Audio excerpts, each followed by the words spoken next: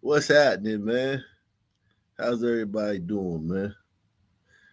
We got a great show for you guys tonight, man. Make sure y'all support the channel.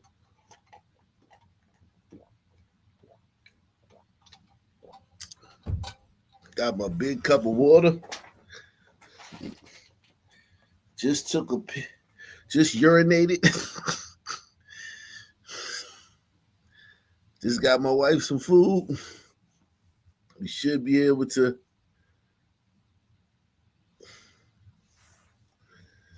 um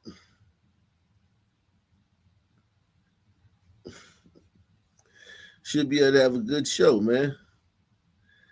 Um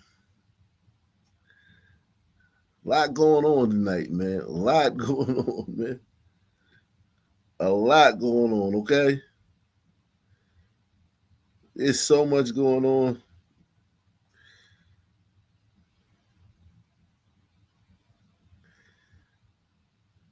Oh, the Knicks won tonight? Oh, wow.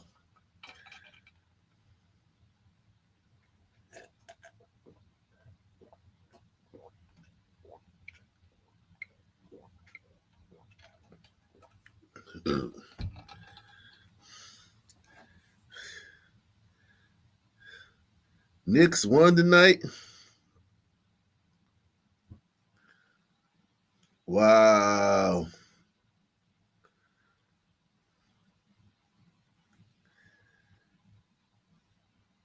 Shout out to the Knicks, man. Salute the Big M, man. Hold on, let me see. S Freak in the building. S Freaks. Salute to the nation, man. Shout out to S Freak, man. S Freak in the building. Z building. We got a great show tonight, man. I mean, it's crizacking, man. Shout out to everybody watching on Ock Nation Gold. We got two channels in effect tonight. Ock Nation Gold, and we got Ock Nation TV. So you can watch either one. You can watch either one. You can enjoy the program on either channel. I don't know which chat is better, man. Tell me which chat you think is better, guys. I gotta actually make that I gotta make that a I gotta literally make that a question, man, on the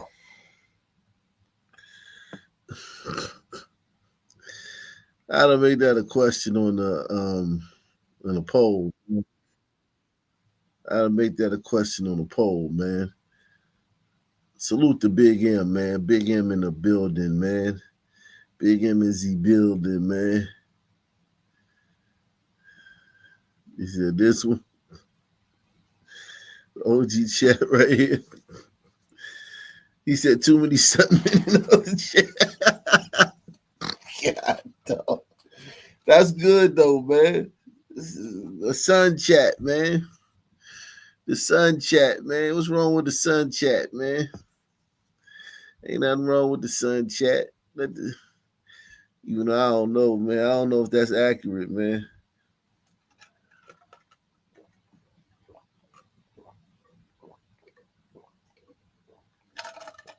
I don't know if what y'all saying is accurate.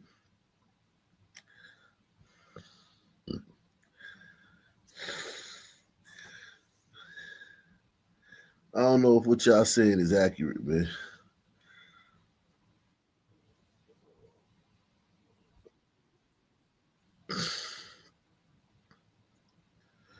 I know they hit the like button over there a lot better.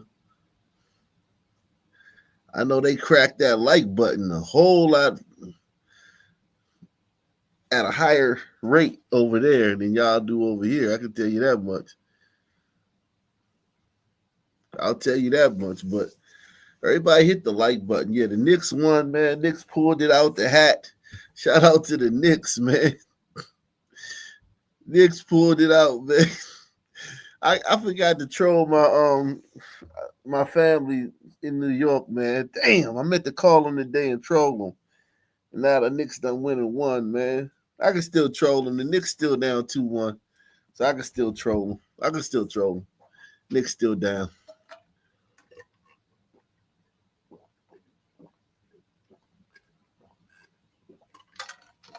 The Knicks are still down in the series.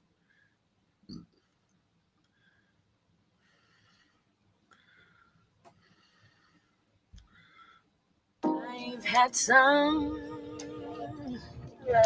Hey, Ebony, I'm outside in front of your apartment, so let's go. More, guys. And forgiveness is what you preach. Had some hills unconditional love is what you teach. to climb. I just want to be an example.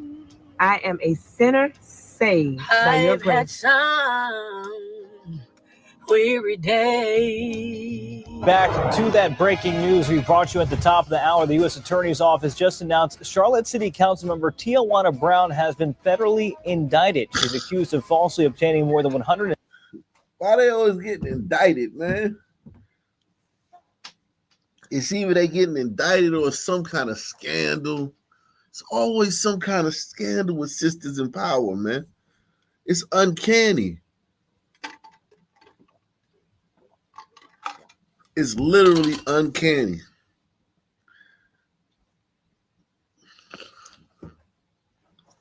Sisters in power. At least she ain't got on no stupid looking glasses. Press 1. We gotta start somewhere, man. Baby steps, man. At least she ain't got on no silly glasses.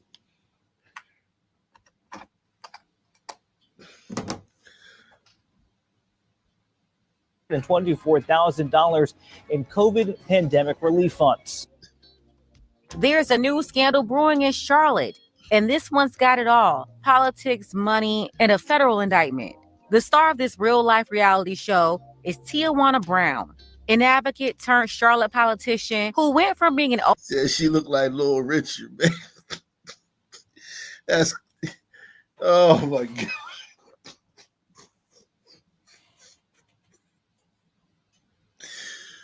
Oh, God. I can't unsee it now, man. I can't unsee it now, man. Wow. Wow. Wow. Oh, my God. Oh, Lord. Jesus. And a federal indictment.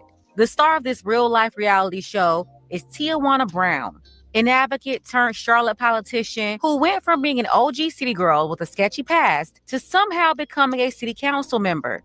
Yeah, she but got her way into office, preaching like a devout Christian, with her major concern being advocating for Black female criminals. Are the women set up on a different date to get visits? Or do you guys all have the same visiting day? And he said to me, women don't get visits here.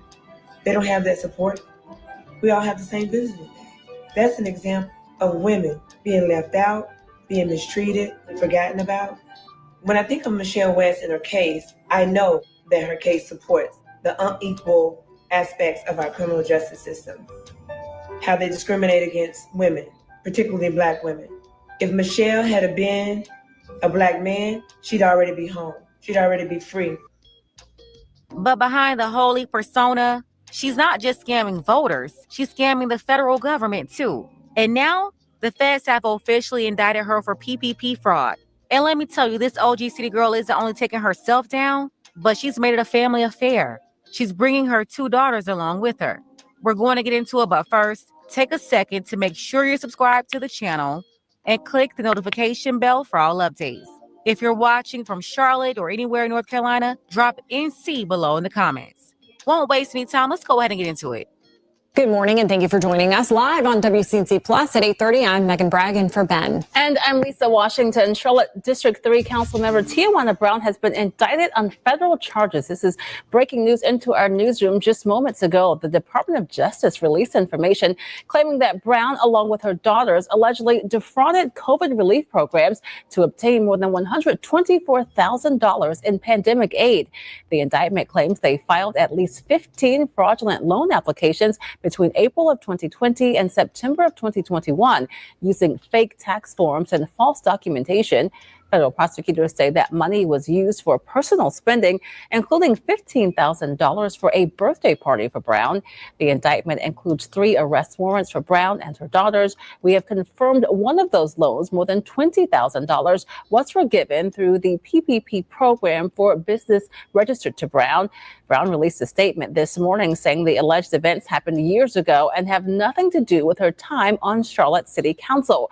She calls this a deliberate effort to interfere with her reelection. She added, quote, "I trust in the legal process and am confident that the truth will come to light." She tells WCNC Charlotte she has no intention of resigning and plans to fight the charges because she is. And that's another thing. They never resign. They never resign. They always, they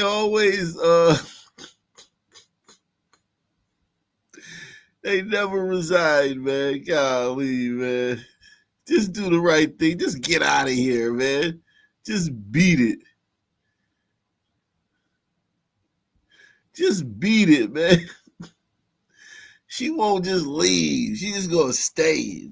Jesus Christ. Make sure y'all support the channel via PayPal, Cash App, or the Super Chat.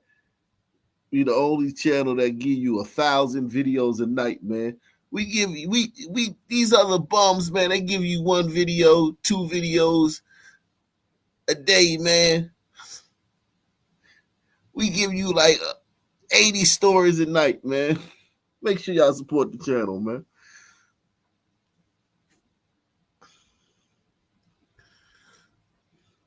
And I ain't calling Pink Book Lessons a bum. She not a bum. Innocent. No, she's full of it. She's up here trying to act like it's all political, but it was a Biden administration that opened the investigation on Tijuana. Yeah, the current U.S. attorney that was appointed a couple of months ago said they inherited this case. The last administration had already been investigating the OG City Girl Councilwoman for years now, building this case. But somehow, although she's the one running the fraud that she also pulled her daughters in, she's somehow a victim.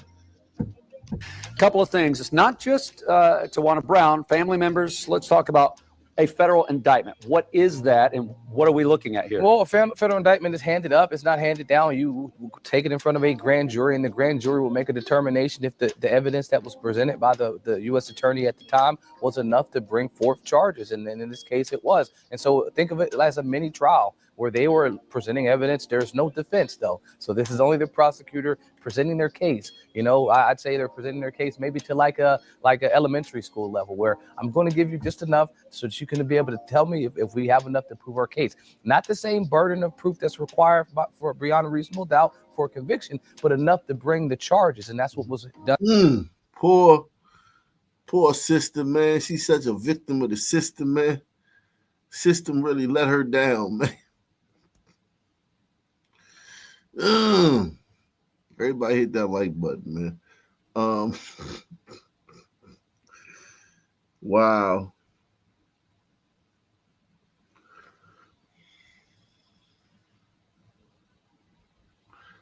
Unbelievable.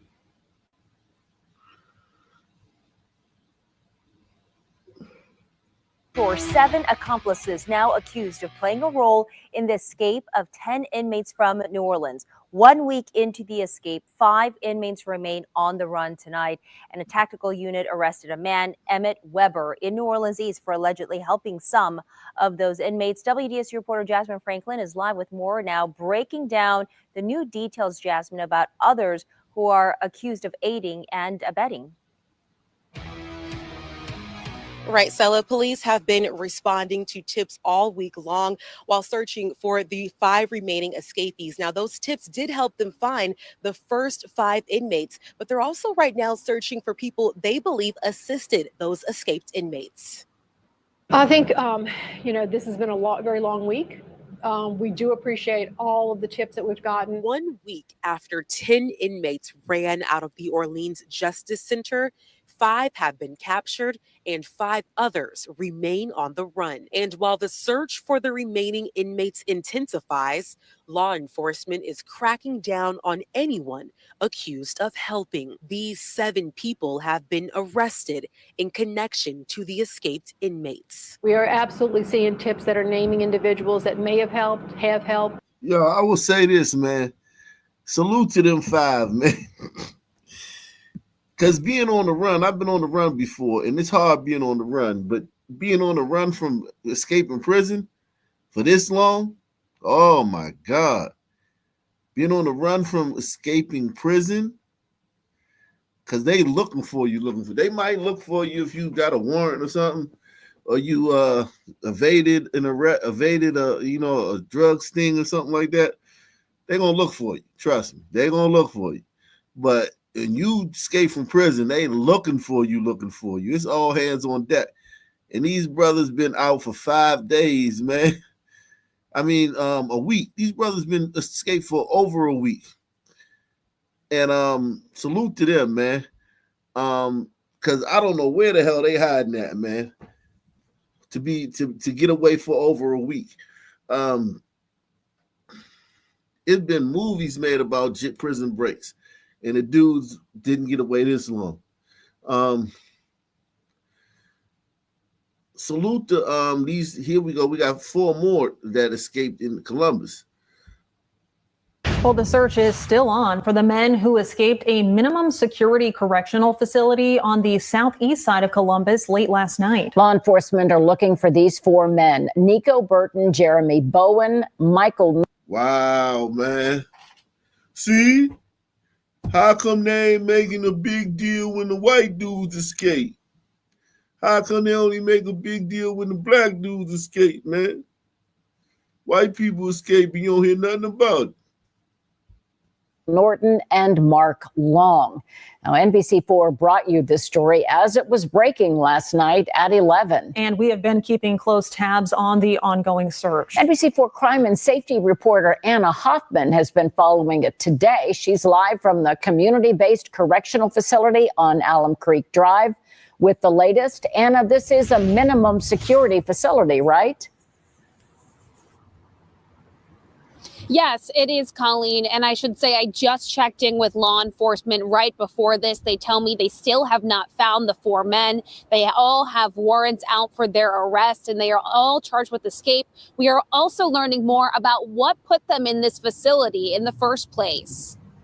These 4 men are still on the run after escaping from the Franklin County community-based correctional facility Thursday night. Their names are Nico Burton, Jeremy Bowen, Michael Norton, and Mark Long. Detectives tell us the 4 men escaped by breaking a window. I spoke with Dominique Page, the director of the facility. She says it is minimum security and a diversion program used as a sentencing option, and it is not affiliated with the Franklin County Jail. Norton and Bowen were sentenced to complete this program on parole violations. Burton was sentenced to complete the program on a probation violation, and Long was sentenced to complete the program on a theft charge. Page says once they are found, the inmates will be terminated from this program and taken to the Franklin County Jail. They will then face the judge who gave them their original sentence to decide what happens next. We have also requested surveillance video from this facility. We are still waiting on that. We will keep you updated on the latest on this search on air and online. Local for you in Columbus, I'm Anna Hoffman, NBC4. Anna, thank you. See, that was a boring prison escape. Why white people crime so boring? We got to talk about that, man. I almost fell asleep listening to that, man. When the black dudes escaped, it was like a goddamn movie, man. White dudes, it's just straight boring, man. Why is it like that? Somebody help me out, man. Shout out to Jack Me Off, man. I always feel good when Jack Me Off comes around, man. Press 1 if you feel good when Jack Me Off comes around.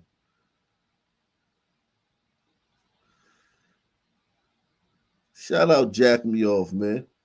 I love it when Jack B all comes through, man.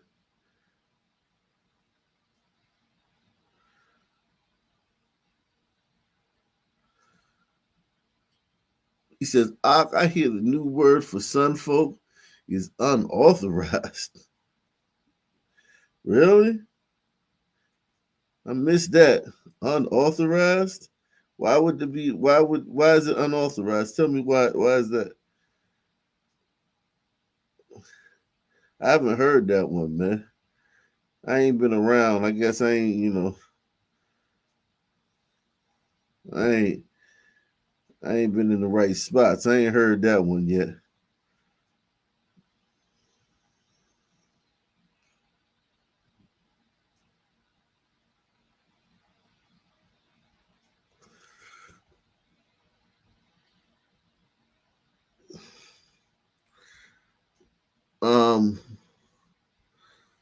Let's see. Oh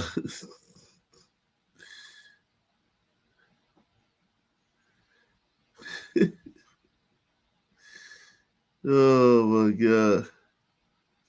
Hold on. Oh yeah, I do want to. Well, the search is still on for the men who I do escaped. want to let y'all know about that one dude who escaped. It's one of these dudes that escaped. Good evening. I'm Lauren McCoy in Orleans. Derek Groves. That dude, Derek Groves, is the one who escaped, the one who was a murderer.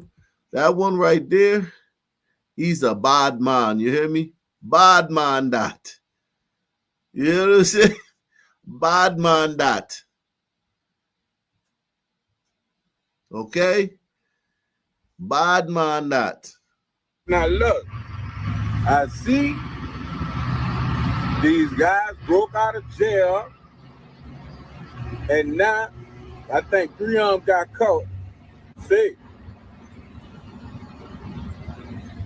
don't go running around here thinking y'all dog the bounty hunter, you hear me, and trying to run up on one of them dudes. You understand? Or up your gun on one of them. Lay it on, citizen's arrest. And the dude runs straight at your ass with an eye full of kill. In the making, a man accused of killing 4 people, 2 on Mardi Gras Day back in 2018. All I could think of is getting her over here in safety. You know, this is ridiculous. People are supposed to have a good time, not going and killing each other. Derek Groves is a heinous criminal who ran terror down in the lower Ninth Ward for well over a decade. What are you thinking of?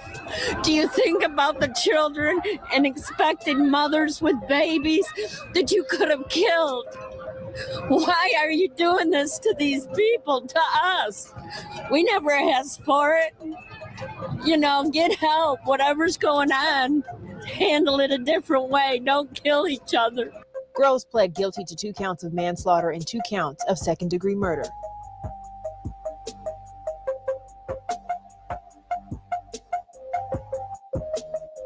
I'm back with another video. Welcome to New Orleans, where the brass man hit the streets, but them choppers hit even harder. It's the Big Easy, but ain't nothing easy about surviving in the NO. Under all them Mardi Gras masks and crawfish balls lies a war zone. A city with a heartbeat that skipped one, where every block got a name, every corner got a code, and every youngin' chasing respect or revenge. And in the heart of that was one name that rang out heavy, Derek Groves, a.k.a. Woo. He ain't just no hood myth or some name on the news. Nah, Woo was a storm on in them same streets that raised soldiers and took them. He came up round dope boys, stick-up kids, murder charges, and police task forces breathing down his neck.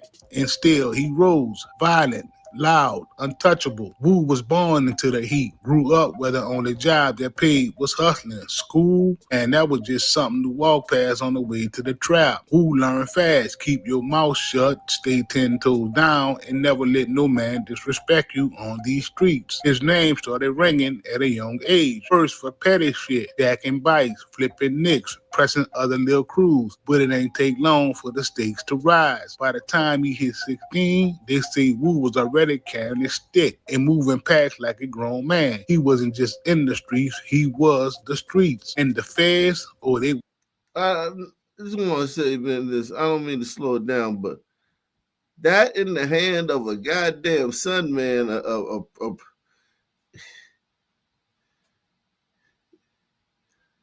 Yo, you better off put that in the hand of a fucking monkey than put that in the hand of a fucking son, man. Look at that shit, man.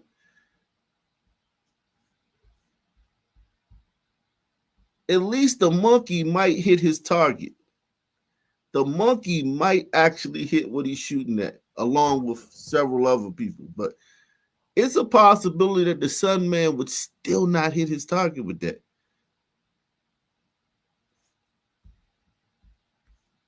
Ready carrying his stick and moving past like a grown man. He wasn't just in the streets, he was the streets. And the feds, they was watching, cause they knew Wu wasn't no average corner boy. He was organized, dangerous, connected, and worst of all, he ain't fear nothing. 2016, a body drop, then another. People ain't really talk, but the whispers all said the same thing. That was that boy Wu. Detectives started stacking cases. Homicide units looking for links. But in the hood, he ain't need no paperwork. Everybody knew Wu was moving militant. By the time the calendar flipped to 2018, it was already too late. Wu's name was cemented in the streets and his hands was tied to blood, allegedly. Multiple murders, firearms, drug runs, and that Mardi Gras shooting, that one made national headlines. Hi, I'm Jessica Cartalia. Police in New Orleans are investigating several shootings that happened during the city's Mardi Gras celebrations. The first two shootings happened in the afternoon when fights broke out near the traditional parade route. Two more shootings were reported over the course of the day across the city. 3 people in total were killed, 5 more were injured. But we gonna get to that, cause see, Wu's story, it ain't just about one shooting. It's about how a kid from the trenches went from pushing grams to pushing bodies in the dirt, and how the feds finally caught up, but only after the damage was already done. 2017, the feds started moving quiet, but heavy. See, Wu wasn't just on NOPD's radar no more. Nah, now it was the DEA, ATF, and even Homeland Security. Look at how much it takes to bring these niggas to justice. Look at how much it takes to bring these niggas to justice. Why can't we just put a tire around their neck, fill it with gasoline, and light a match? You fucking gliders make it so fucking difficult. This guy's out here murdering people. He's a serial killer. And gliders have made it to where you got to move heaven and earth just to get him in front of a fucking judge. And then you got to hope the judge ain't a fucking sister. Security, yeah, it was like that because they knew he wasn't just out here hustling. He was allegedly moving work across lines that ran up and down the Gulf. They got eyes on trap spots, wires on phones. They flipping Wu's little homies one by one, trying to find a crack in the armor. But Wu, he was playing chess, kept his circle tight. Spoken codes, changed phones like outfit. To them alphabet boys, he was a ghost. But ghosts leave trails, and Wu's trail was bodies, burners, and work. 2018, first official Fed hits come down. Federal agents indict Wu on firearm charges. They say he got caught possessing multiple guns while already being a convicted felon, including a 45 with the serial filed off, a Draco pistol, and an extended Glock with a switch. But here's the twist. Them guns, they tied to unsolved murders. So while the charges on paper said firearm possession, behind the scenes, they were stacking the puzzle. The feds ain't moving unless they got motive. And with Wu, every weapon came with whispers, retaliation hits, ambushes, turf walls, all of it allegedly. Who said I'm going full Nick Fuentes? Somebody said I'm going full Nick Fuentes. Man, let me tell you something, man.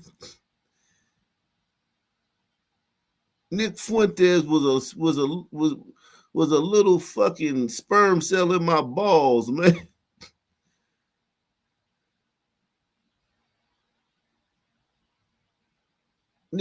I busted a nut, and Nick Fuentes came out talking about something. I'm going full Nick Fuentes.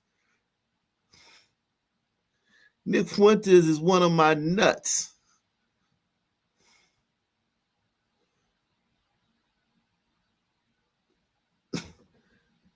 I'm going full Nick Fuentes.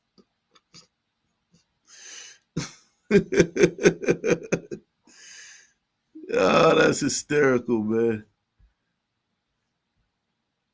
He a nut I busted while watching porn. What are you talking about? I'm going full Nick Fuentes.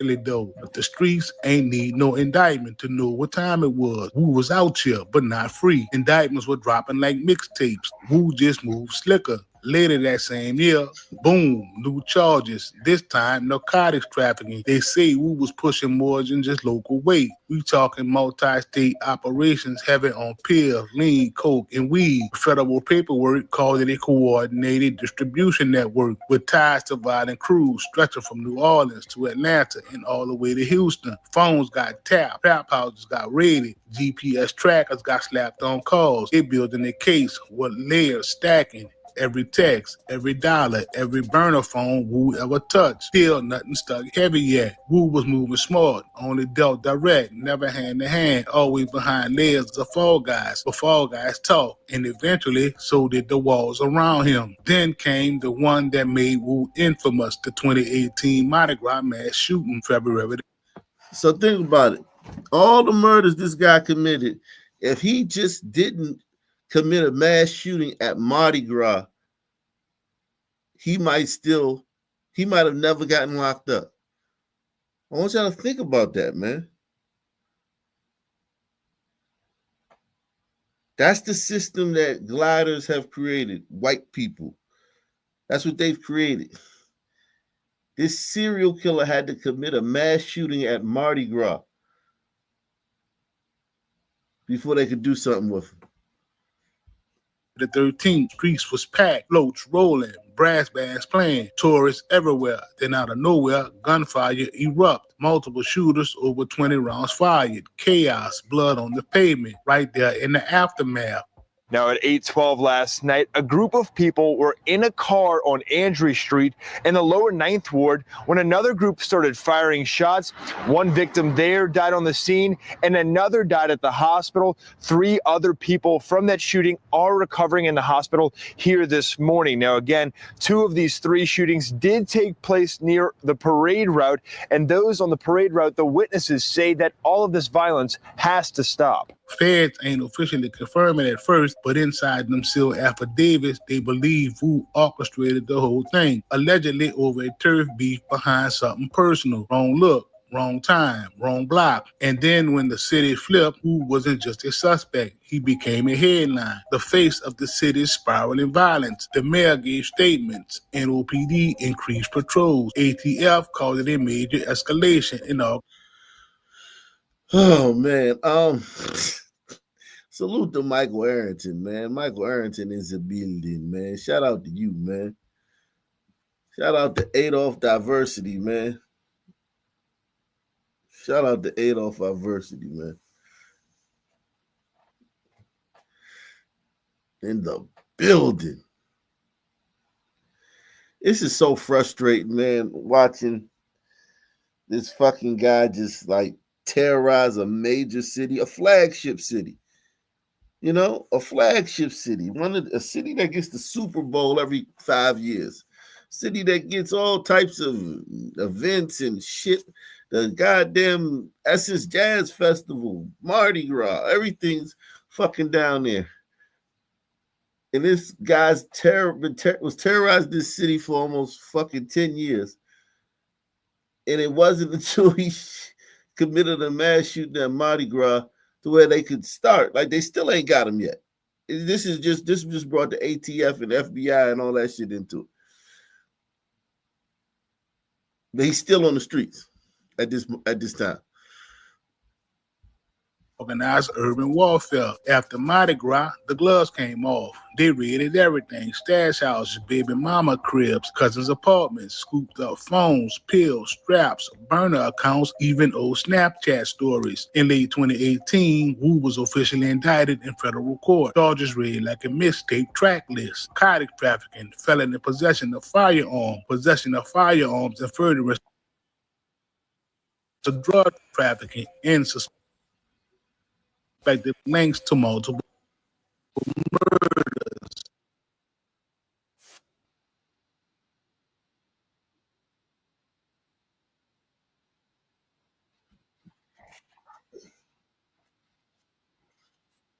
Who ain't that cold step like he already knew the life he had chose. But the feds, it don't stop. And they had time, evidence, witnesses, and they planned to bury Wu under the jail. 2020 hit, and the case against Wu, it came heavy. By now, the feds have been building for over 2 years. Surveillance, wiretaps, informants. They were stacking statements, phone records, jail calls. Every brick in Wu's empire was being documented. And then folks started flipping. People who used to ride with, eat with, call bro, started signing them proffer agreements, testifying in open court, telling the stories about drug runs, stash spots, even bodies that never made the news. Witness 4 say Wu gave the order for a hit on a rival crew leader back in 2017. Witness 6 say Wu kept a Draco under his seat every time he rode. Witness 9 claimed Wu bragged about airing out the Mardi Gras shooting like it was Baghdad. Some say they was lying, others say they were scared. But in that courtroom, them stories stuck. The feds ain't just relying on witnesses, though. Nah, they came with the evidence mountain. Phone taps from Wu's Galaxy burner where he had talking in code about zips, sticks, and slides. GPS logs showing him outside the rival's house the night before a retaliation hit. Photos pulled up from deleted Snapchat stories showing stacks, straps, and lean. Look at all this shit they need, man. Come on, man. Come on. This system wasn't built for niggas. This system was built for gliders, whereas you have, something like this. Let's just say you have this in a glider society, like a glider city, right? 100% glider city, right? You have this guy operating, right? You could deal with him because it would be him, and then there may be 5 or 6 other homicides that year in the city. In a black city like New Orleans, you have this guy, and you have 350 other homicides that he's in no way connected to. Just other people committing 350 other homicides. Every year, year after year after year. And then you got to do all this just to get him. This system wasn't built for black people, with black people in mind. Press 1. It 1000% was not built with black people in mind. When they wrote this Constitution, black people were slaves. So it ain't even up for debate. They couldn't see the future. They didn't know we would be free one day. They wrote all these laws with white people in mind. White nature, white people's sensibilities and their moral fabric and compass in mind. Their sensibilities. This shit wasn't built with us in mind. And lean cups in the background. They even had jail calls, Wu talking reckless, using coded language that the feds decoded later. Calls where he mentioned dudes had crossed lines and needed to be put to sleep. Wu's defense tried to play it down, that the feds were fabricating, stretching slang into conspiracy. But in the jury's eyes, that pile of proof was looking way too high to ignore. It all came down to that one day, room packed. Media lined up. The jury came back after 3 days of deliberation, and the verdict, guilty on multiple federal firearm charges, guilty on possession with intent to distribute narcotics, guilty on possession of firearms and furtherance of drug trafficking. And the murders are not charged directly. It was considered relevant conduct, meaning they counted when it came to sentencing. Judge ain't hold back, called Wu a danger to the community, said his leadership turned neighborhoods into combat zones, and dropped the hammer. Life in federal prison, no parole, no second chance, just cold steel bars. In the making, a man accused of killing 4 people, 2 on Mardi Gras Day back in 2018. He was found guilty on several charges, including second-degree murder. WDSU reporter Ariel Brumfield joins us live from the DA's office with how this verdict is impacting the families involved. Ariel? Well, you guys, this guy has hurt a lot of people, and it's been several years at this point. Investigators in this case says that Derek Groves, he is going away for a very long time. FBI Homicide Unit Chief. A guilty verdict now landed 6 years in the making. Derek Groves, a man accused of killing 2 people Mardi Gras Day in 2018 and injuring several others, pled guilty on Wednesday to several charges. A jury returned a unanimous and powerful verdict in the case of Derek Groves. Now, Groves was found guilty on all counts, 2 counts of second-degree murder and 2 counts of attempted second-degree murder. Investigators say Groves opened fire on a house party on St. Claude with AK-47 rifles, killing Jamar Robinson and Byron Jackson. 3 eyewitnesses and cell phone records helped dismantle Groves' alibi. In the trial, District Attorney Jason Williams says was nothing short of complications for the prosecutors and the victims' families. The weight of their grief has been immense and a constant companion through every hearing daily, every delay, every setback. And while no court decision can bring back their loved ones or fully heal their wounds, this verdict provides a measure of justice. But we learned Thursday justice is being served once again. 2 other victims Groves is accused of killing, Tyrone Francis and Woodrow Smith. Derek Groves is a heinous criminal who ran terror down in the lower Ninth Ward for well over a decade. And that reign of terror has been ended. In fact, today, Derek Groves pled to 2 more.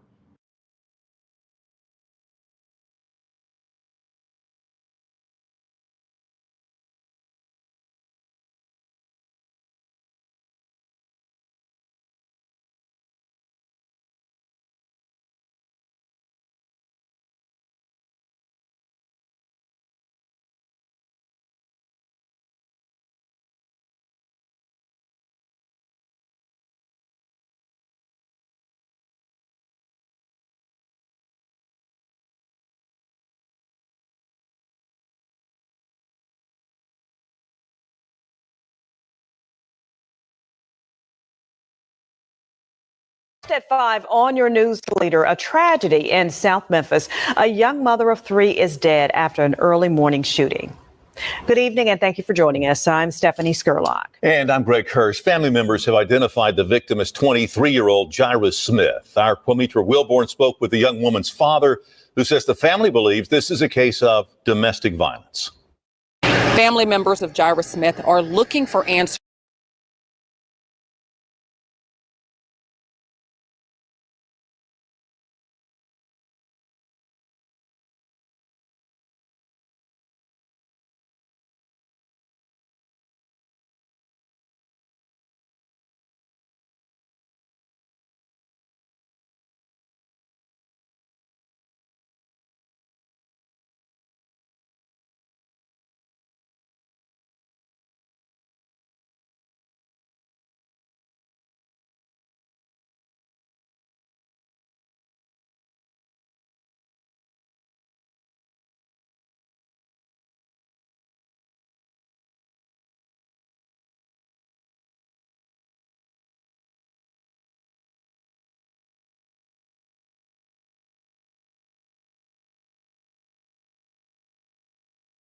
I wanted to be a judge because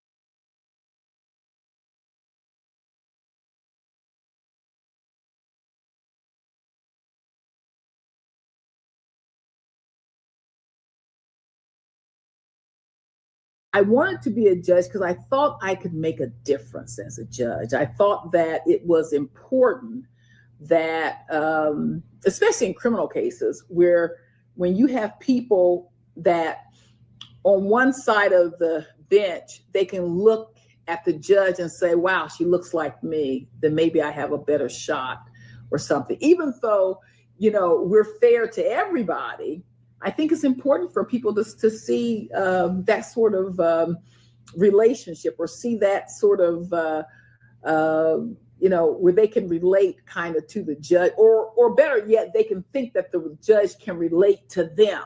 You may know what I've been through. You may know how I got to where I'm at. So that's one of the reasons why that's the majority of the reason why I wanted to be a lawyer. All right, guys. So we got.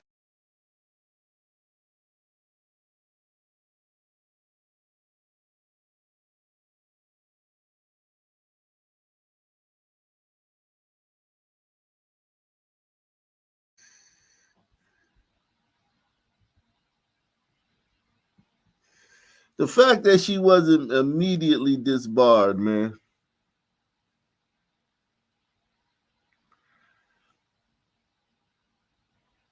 The fact that this woman wasn't immediately disbarred. Salute to my man Darren, man. Salute to Barry B. I was muted when I said y'all, man. Salute to Darren, salute to Barry B.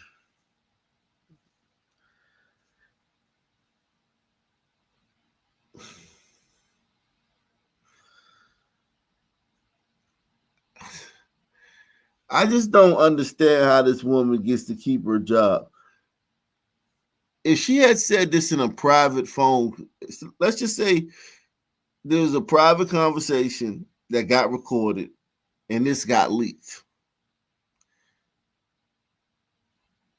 I think that might actually have gotten her in more trouble. I really believe, had this been a private conversation, someone recorded it, leaked it to the media, this would be a huge scandal. But she hides it in plain sight. The best place to hide something is in plain sight. And she just came out and said it.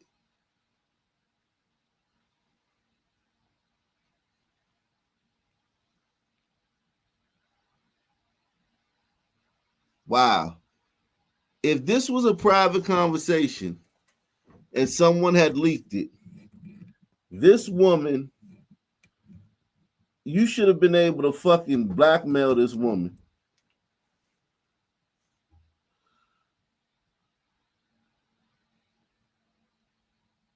With this tape.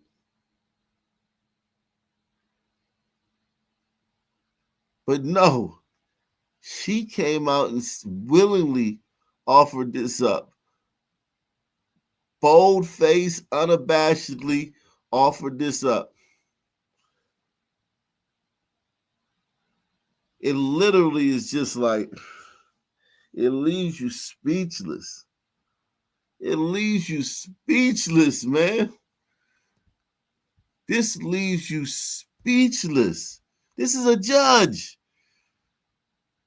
I wanted to be a judge because I thought I could make a difference as a judge. I thought that it was important that, especially in criminal cases, where when you have people that on one side of the bench, they can look at the judge and say, wow, she looks like me, then maybe I have a better shot or something. Even though, we're fair to everybody, I think it's important for people to see that sort of relationship, or see that sort of, where they can relate kind of to the judge, or better yet, they can think that the judge can relate to them. You may know what I've been through. You may know how I got to where I'm at. So that's one of the reasons why that's the majority of the reason why I wanted to be a lawyer. All right, guys. So we got to talk about a story out of Cleveland that I think is a great example of why we have a lot of chaos in some of these liberal cities across the country. Well, it's because our judicial system is broken. We have a lot of woke activist judges who are just refusing to do their jobs. Like, for example, this judge in this story right here, who continues to release this menace to society back into the streets to beat people up and to assault people, right? That is what this person does, right? It seems like he's been programmed to do that, right? And the judge refuses to lock this man up.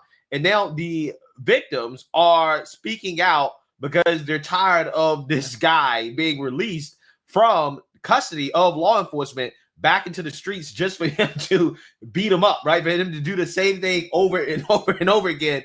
And this judge just refuses to do anything about it, right? It's a very, very, very crazy story. But again, this is why, again, we have so much chaos, to be honest with you, in a lot of these liberal cities. It's because these judges aren't doing their job. So without further ado, let's go ahead and get into it. As we told you at the top of this newscast, victims who were viciously attacked by a Northeast Ohio man are demanding justice tonight. They say he showed no remorse, yet the judge released him. 19 investigator Mike Mason broke this story and now has the latest. This man, Cyrus Walters, was in court here earlier this week, pleading guilty to brutally assaulting 3 men, all within the same month. However, the judge let him walk, and now his victims are outraged, and they want justice. I'm ready to get in this cop car and face my time. This is body cam footage of officers arresting Cyrus Walters last year for assault. Earlier this week, Walters was released from jail after he admitted to brutally assaulting 3 men. I was fairly... We did this video, man. Who remembers this video, man? We did this the other day. Shout out to Gouch from Below. I'm muted.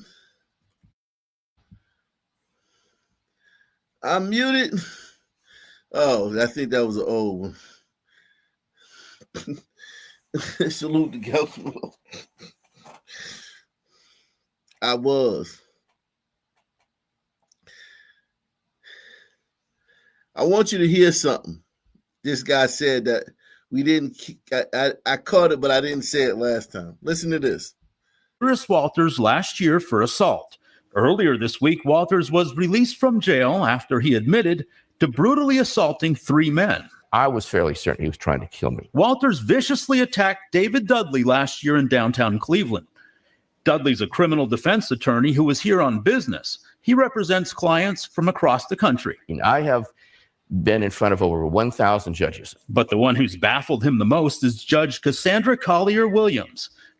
So think about this. This guy's a defense attorney, right? And he's been in front of 1,000 judges. But the only judge that has ever baffled him is the one that he's a defense attorney, so he defends criminals. And the only judge that has ever baffled him is the one that released a criminal that assaulted him. Press 1. Arresting Cyrus Walters last year for assault. Earlier this week, Walters was released from jail after he admitted to brutally assaulting 3 men. I was fairly certain he was trying to kill me. Walters viciously attacked David Dudley last year in downtown Cleveland. Dudley's a criminal defense attorney who is here on business. He represents clients from across the country. I have been in front of over 1,000 judges. But the one who's baffled him the most is Judge Cassandra Collier-Williams. Earlier this week, Cyrus Walters pleaded guilty to assaulting 3 men, including Dudley. He ran towards me and kicked me in the ribs and my shoulder, and then multiple times in the back of the head. And Dudley suffered severe contusions and a broken shoulder. This guy is unpredictably violent. During Walters' bench trial this past Monday, Collier-Williams reduced his felony charge to a misdemeanor, allowing Walters to walk the streets of Cleveland once again. Judge Williams didn't even put him on any kind of supervision. The prosecutor was shocked at that. Shocked, he says, because when Walters addressed the court, he failed to take responsibility for his actions. He neither apologized to me nor any of the other victims he acknowledged attacking. He showed no remorse, not one shred of remorse. I feel the judge let us down. We'll call this man Tony. Surveillance video captured Walters beating on him in Tower City. He broke my glasses, and also I had a few knots on the back of my head. I had a ring around my eye. Tony says he's devastated by the judge's ruling. She's just getting time served, which is, I think, ridiculous because I feel he's a menace to society. After assaulting Tony, Walters was arrested and released the next day to attack once again. This time, he injured a man near Whiskey Island so severely, he required stitches. I ain't do no crime, bro. We've been walking this whole time. Once again, Walters was arrested and released. That's when Dudley turned to 19 Investigates for help. There was no detective on this case until right before the story ran, when they found out it was going to run. We obtained video from the city's surveillance cameras showing Walters stumbling down the street after Dudley's attack. So what we're seeing here, right, is an agent of chaos that a judge refuses to.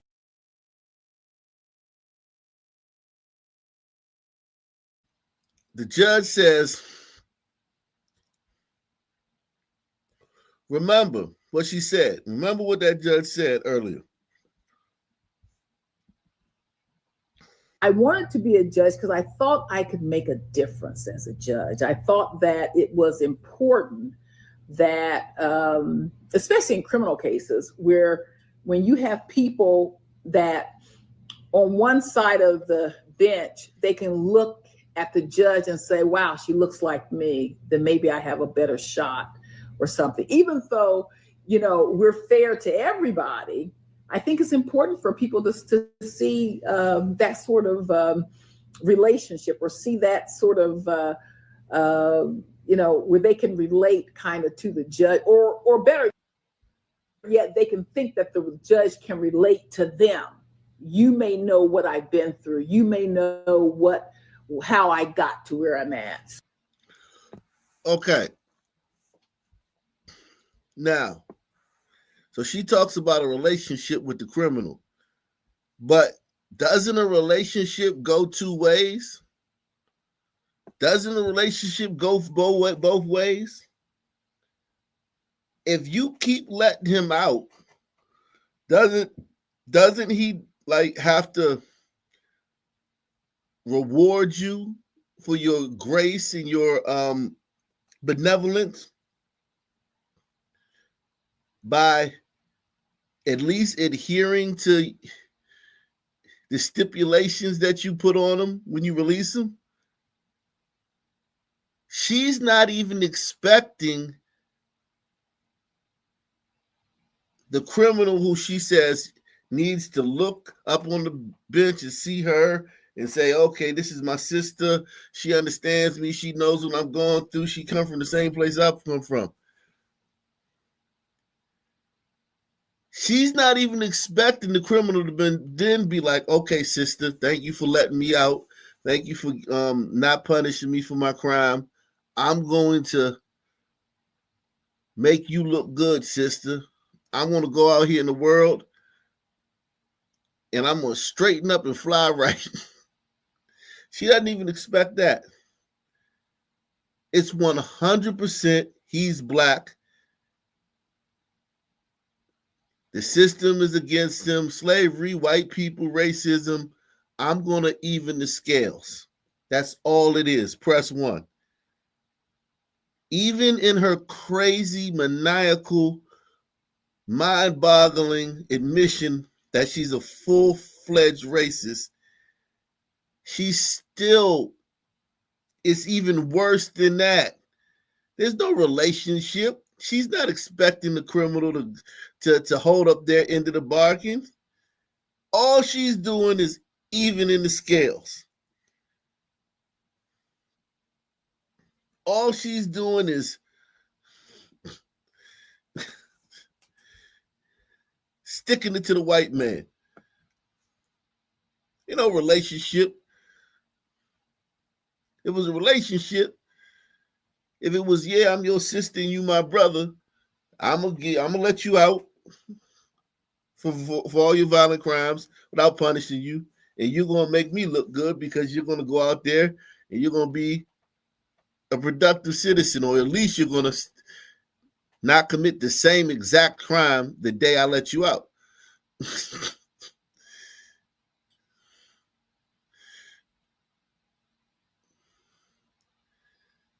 It's worse than she even said it was.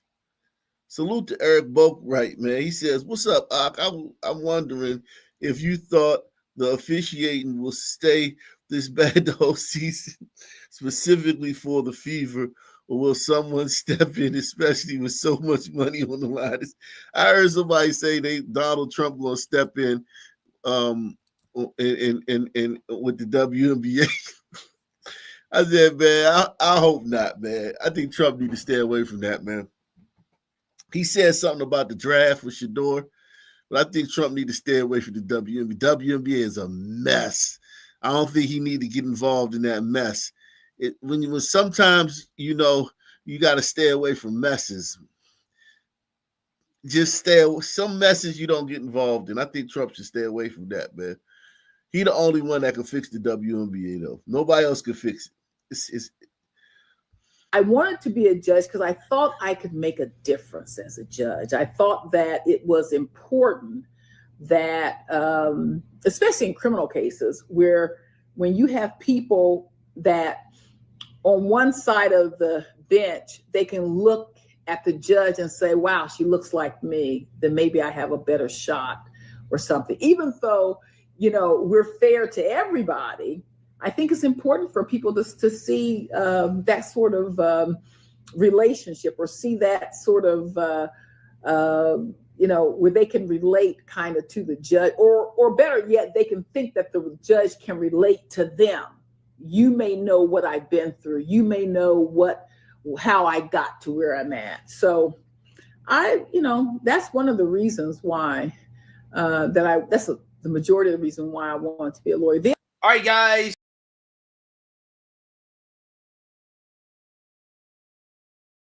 Wow. I mean, it literally, man.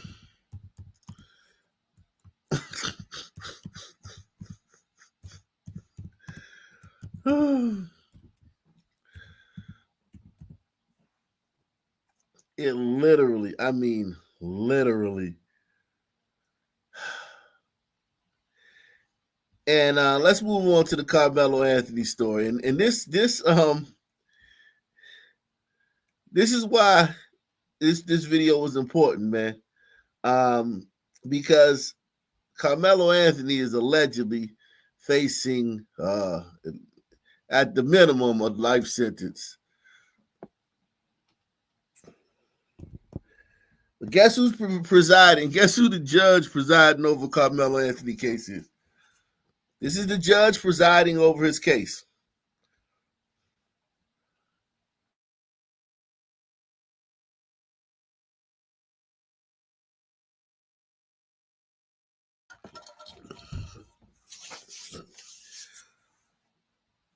This is the judge presiding over the Carmelo Anthony case.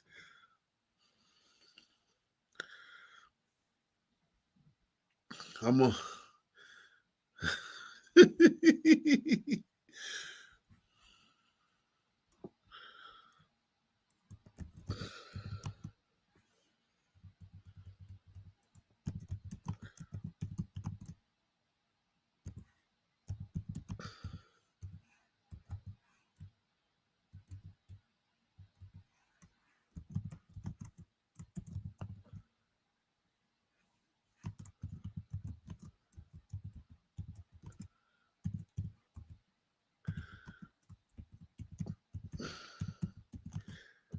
This is his judge.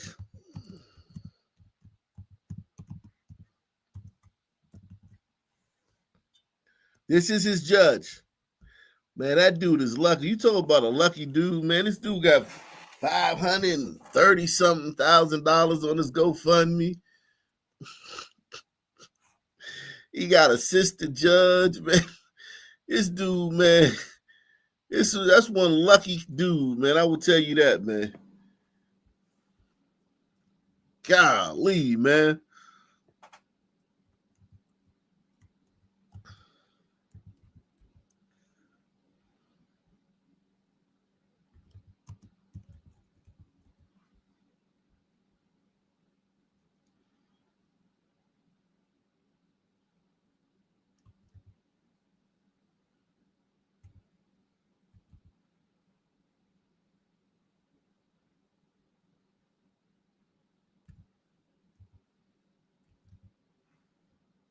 Huh?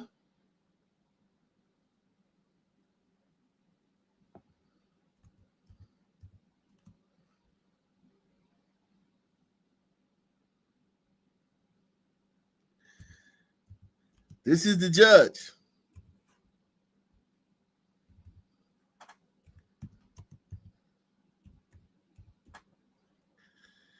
Woo, that boy lucky.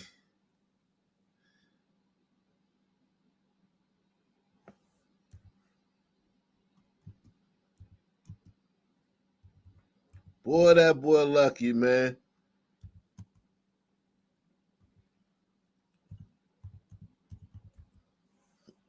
That boy lucky.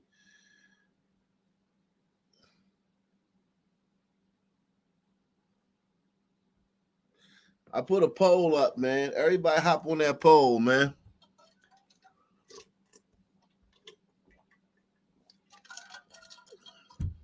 I just put the poll up, man. Make sure y'all hop on that poll.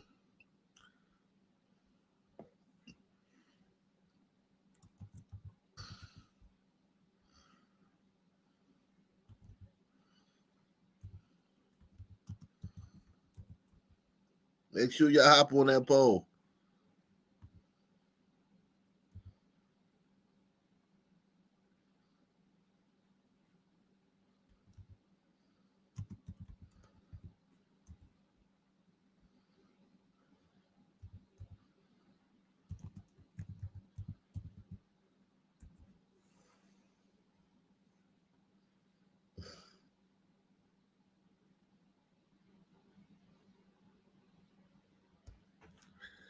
Make sure y'all hop on that poll, man. Shout out to D from Boston, man. He says Ohio is constitutional carry state. He will F around and shit. He ain't effed around and found out yet. I ain't trying to hear that shit, man. I don't hear that shit, man. I done did so many cases, man. It don't matter constitutional carry. Them dudes know who to fuck with. And she already slashed his bond from $1 million to $250K, which allowed him to pay it off and get out. Said his sentence should be the same as Derek Chauvin.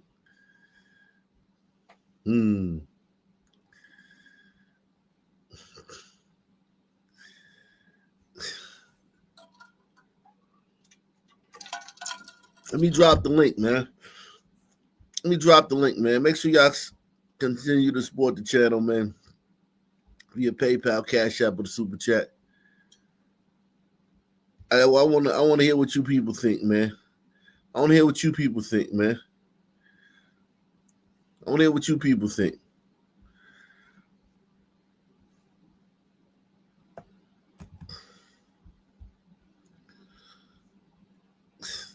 You people. I want to hear what you people think, man. Make sure you salute to everybody watching on Arc Nation Gold, man. All you people watching on Arc Nation Gold, man. All you people watching on Arc Nation Gold, man. Shout out to Arc Nation Gold, man.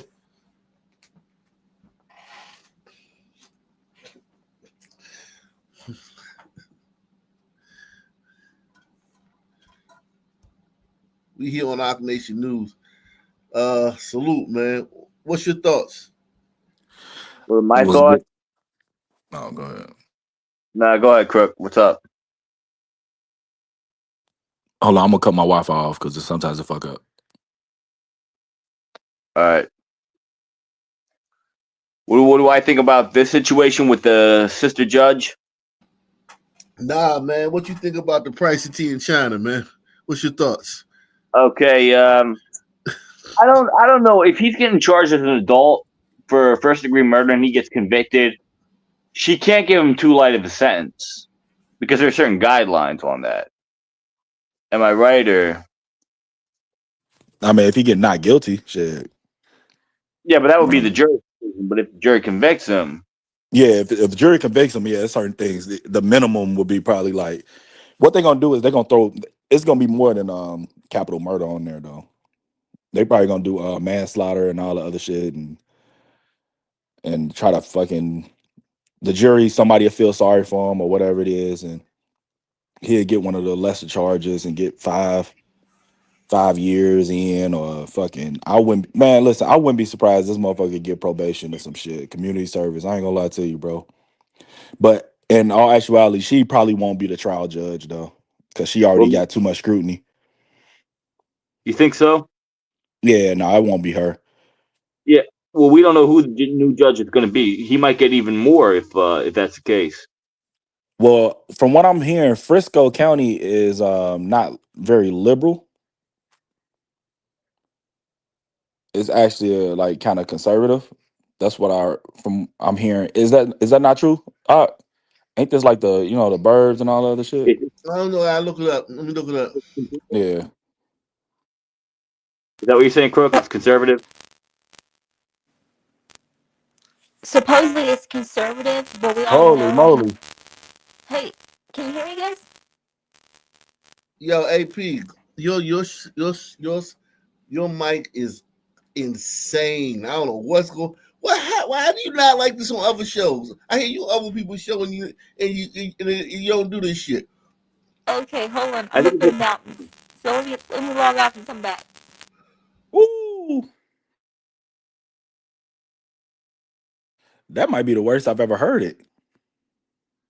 Right, and it's always bad. Damn. Who is she, if you don't mind? That's AP? Yeah. She's a vet now. Shit, Arc Nation veteran. Yeah, man. Yeah, she been around for shit. She been around since what, like 2022 or some shit? Yeah, if not longer. I don't know. I can't. Yeah, she's been around for a while. Yeah, probably so. Yeah. Yo, But she ain't I've been been on. She around. ain't been on in like 8-9 months. Let me see. Hold on. Here she go. Go ahead, AP. Is this better? Go ahead. Good. Okay. So what they're doing is whoever the DA is doing the same playbook they did with it looks like what they did with George Zimmerman. They're throwing a whole lot of charges at him, heavier charges. And by her being the judge, she will have discretion as to how much time he gets. I'm thinking he'll get is 10 years. And even though I know people say that area is conservative, go ahead. No, I'm sorry to interrupt. It's just shocking to hear 10 years. I mean, Yeah, because the way the climate is nowadays, I really don't. And by her being a Black female judge, I really don't see any kind of aggression for it, unless there's a big uproar among the population, and which I don't see. Because even if where the media is going to play it out, they're already playing it like it was self-defense already. And there's a lot of things we haven't heard about in the case as well. This kid that I'm gonna be fair. I'm gonna be fair and say this though, AP. It's not really the media. It's just Negro Twitter. Like it ain't really the media. The media really hasn't touched this. Like they kind of staying away. Now, Black Twitter has made all type of fucking scenarios and tall tales and fables and turned this man into goddamn Harriet Tubman and all this other shit and turned him into a white supremacist. Fucking, they did all that, but the media, they kind of stayed out of the way on this one.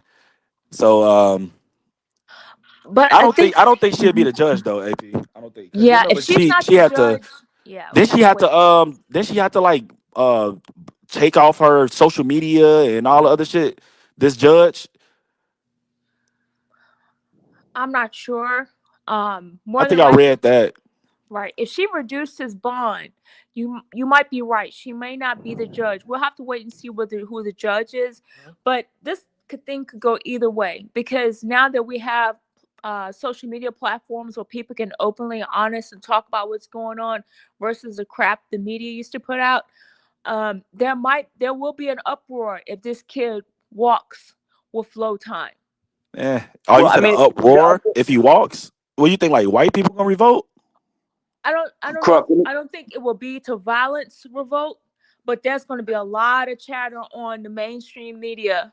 Not mainstream, what I'm talking about, CBS or CNN, but other channels where other people have an open voice, like Fox News, the other Twitter channels, it's going to be a lot to say.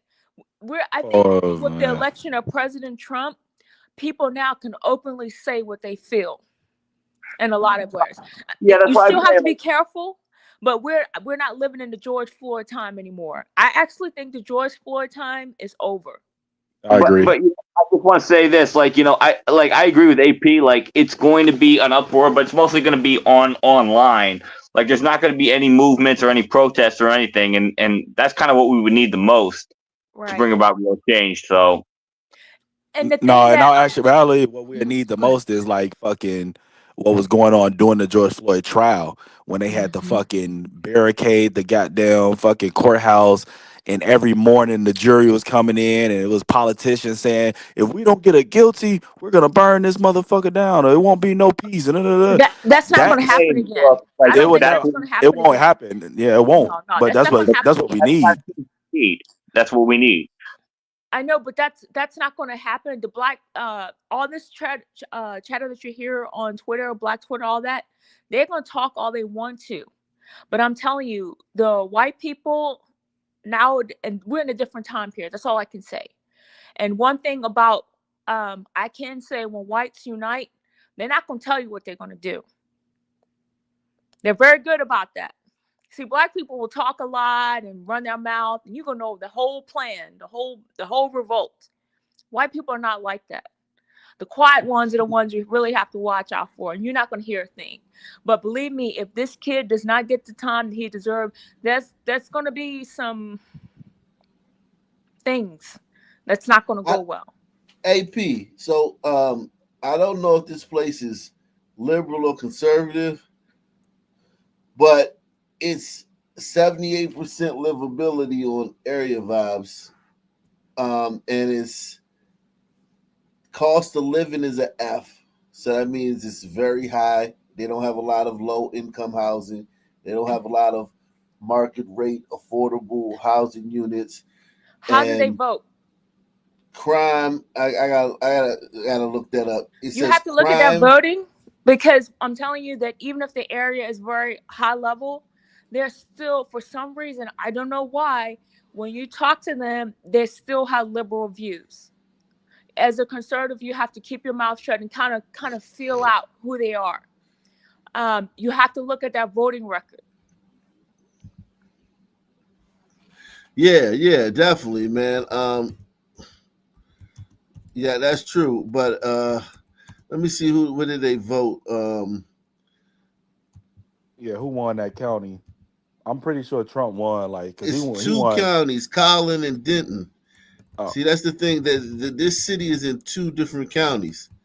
I'm pretty sure he probably won both of them because he fucking destroyed, like, in Texas though. Like, he went off. But that's Trump though. That's just not any Republican. You get what I'm saying? Yeah, so it's different. It's different. You can't really measure it on because it's like right. And you also have to look at how they vote. As far as, it's not just a presidential thing, because there are a lot of secret Trump voters. I can tell you that. But on the local level, that's where it counts, because they might have voted for Trump, but they will have a LGBT type person representing them for their school board or for that local county. I think this is how you test a real conservative county.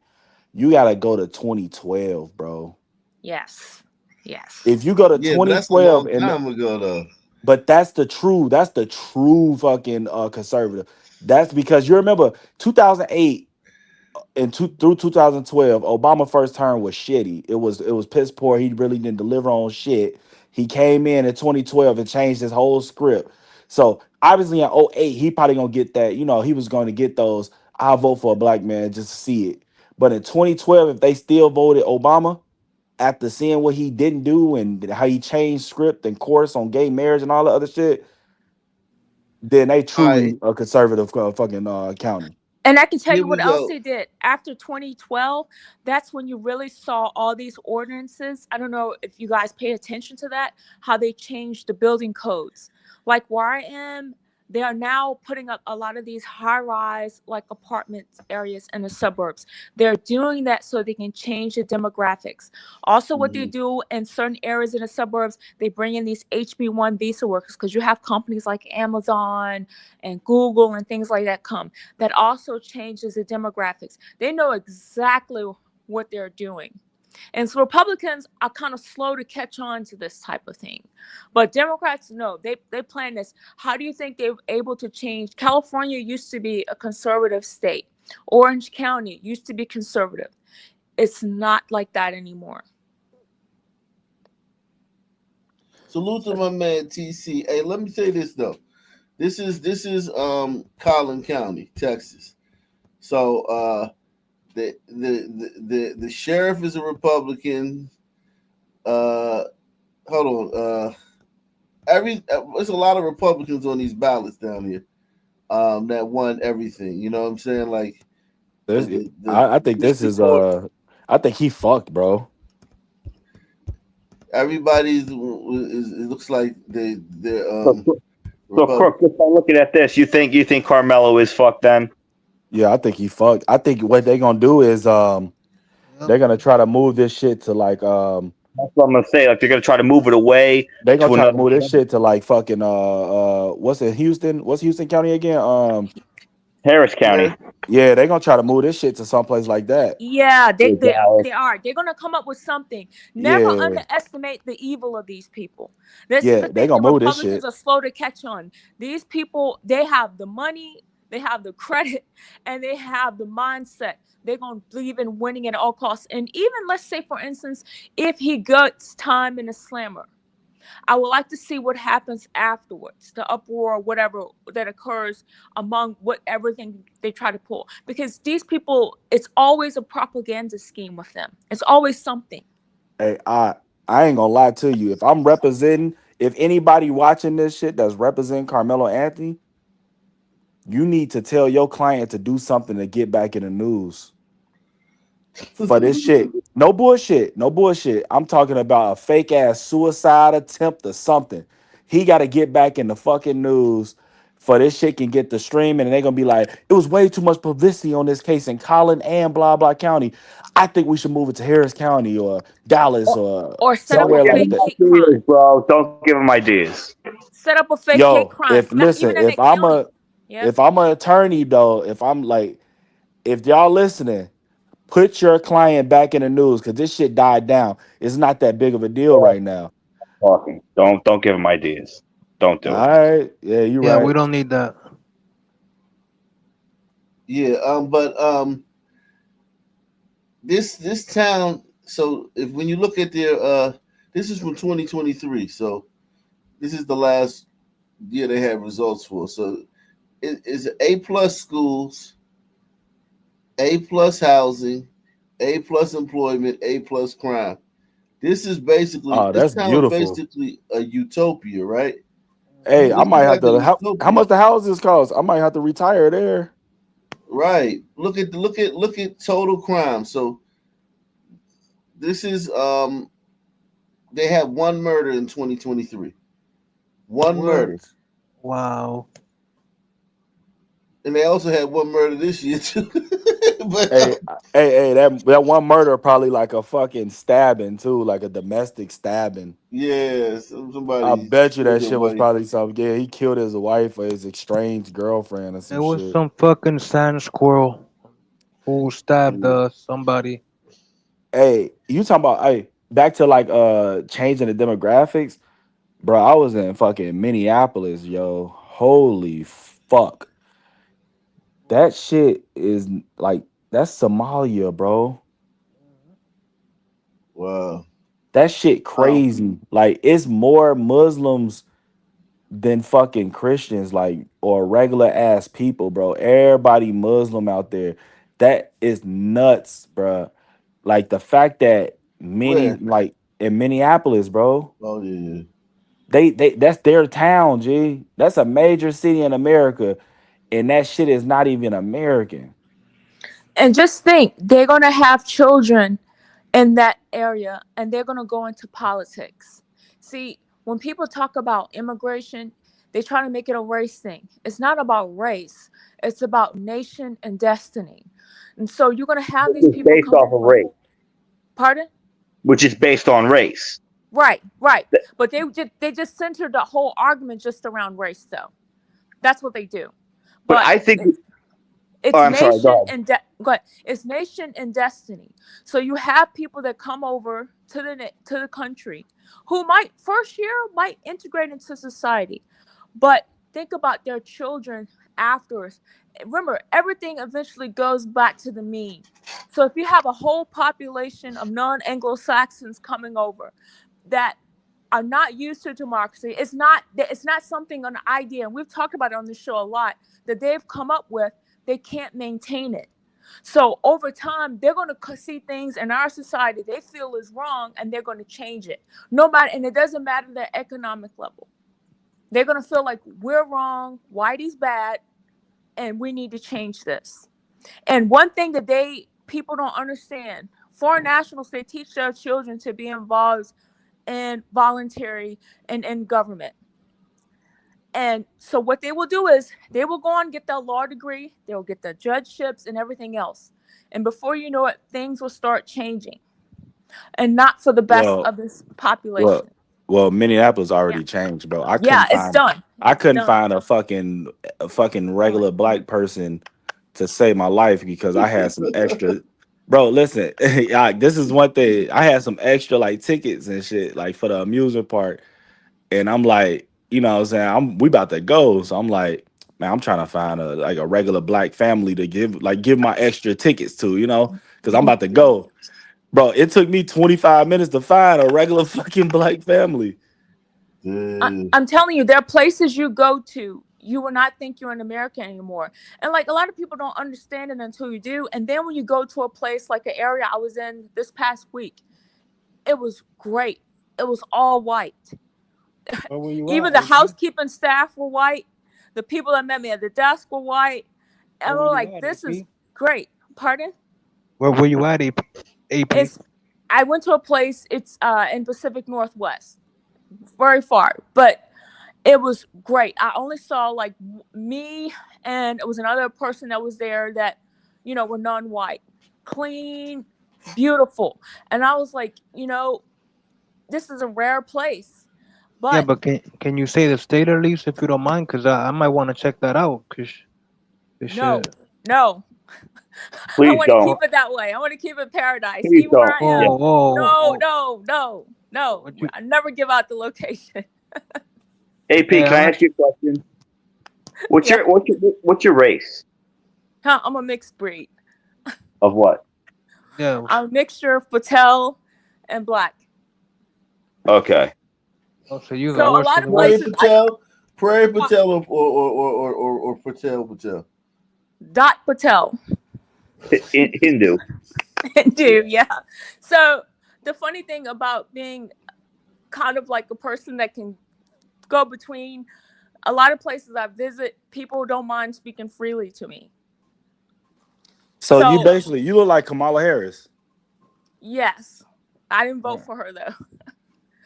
But the thing is you hear stuff from both sides.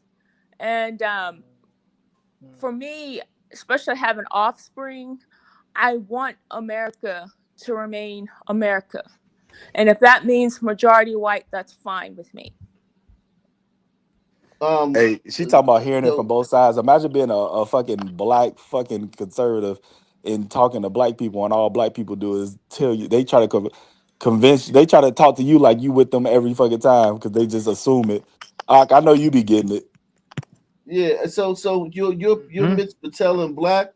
Do you look like do you look like this? Let me just ask you a question. Is this what you look like?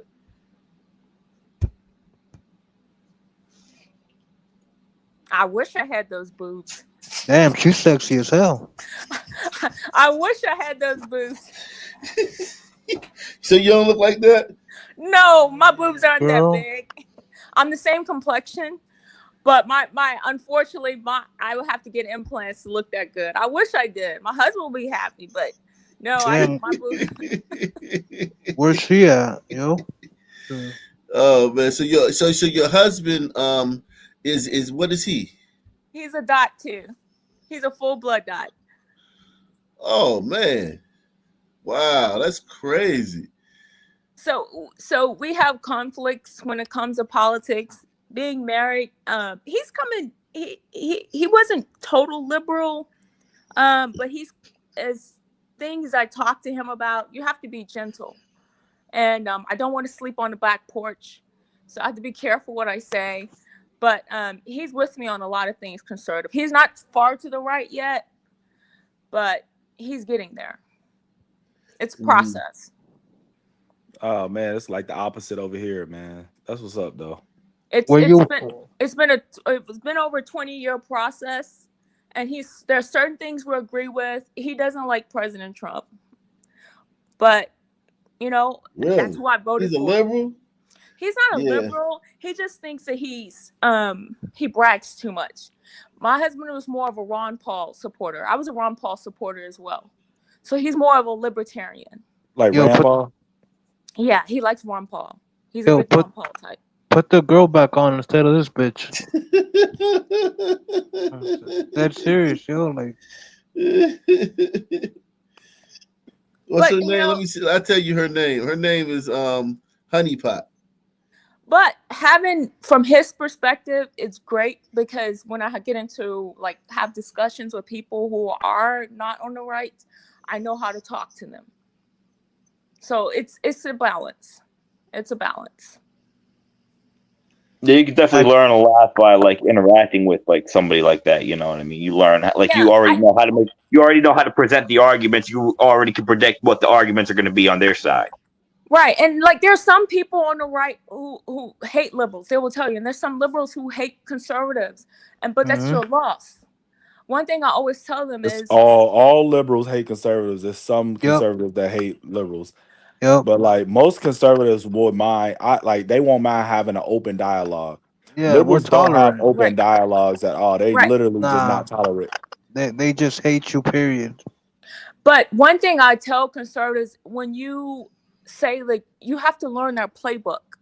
And one thing I don't think conservatives have learned is to be able to infiltrate these people. These people have been good, and I can tell you so many stories where they are good at infiltrating on the right, pretending like they're with you. And then before you know it, once they get into power or any kind of position, you look at the way they vote and you're like, no, this person was a fraud the whole time. And that goes for a lot of the rhinos too. That's why I always tell people, do your research. Judge a person by their actions, what they've done, not by where their talking points are. Nah, but check me out. I can't. All of my liberal friends, we can't be friends because they hate me because of my belief. Especially since I'm Latino and I'm against illegal immigration, they'll say stuff like you're a race traitor and whatever, and then I'll bring up the argument. Okay, because they say that. Just 1 minute. I've been called a bitch, a coon, a bed wench by the blacks. A lot. New guys in the back. Hey, hold on. Make sure y'all support the channel, man. This is the only channel where you're gonna get this, man. I mean, if you're enjoying the show, man, make sure you support the channel, man. If you're being informed, make sure you enjoy the channel. If you're being entertained, make sure you support the channel. But they'll say stuff like the humane thing to do is let the immigrants in, and I'm like, okay, well let's let two of them stay at your house, and they'll be like, oh no, that's ridiculous. I can't let them stay at my house, and I'm like, well, why not? I thought you said it was the humane thing to do, and it's stuff like that I'll shut them down so hard that they'll just be like, they'll just give up. The way I approach it is this.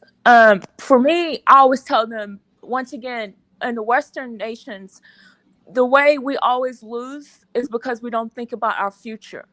See, in the Eastern mentality, we'll work ourselves to death because we believe the future doesn't belong to us. It belongs to our children.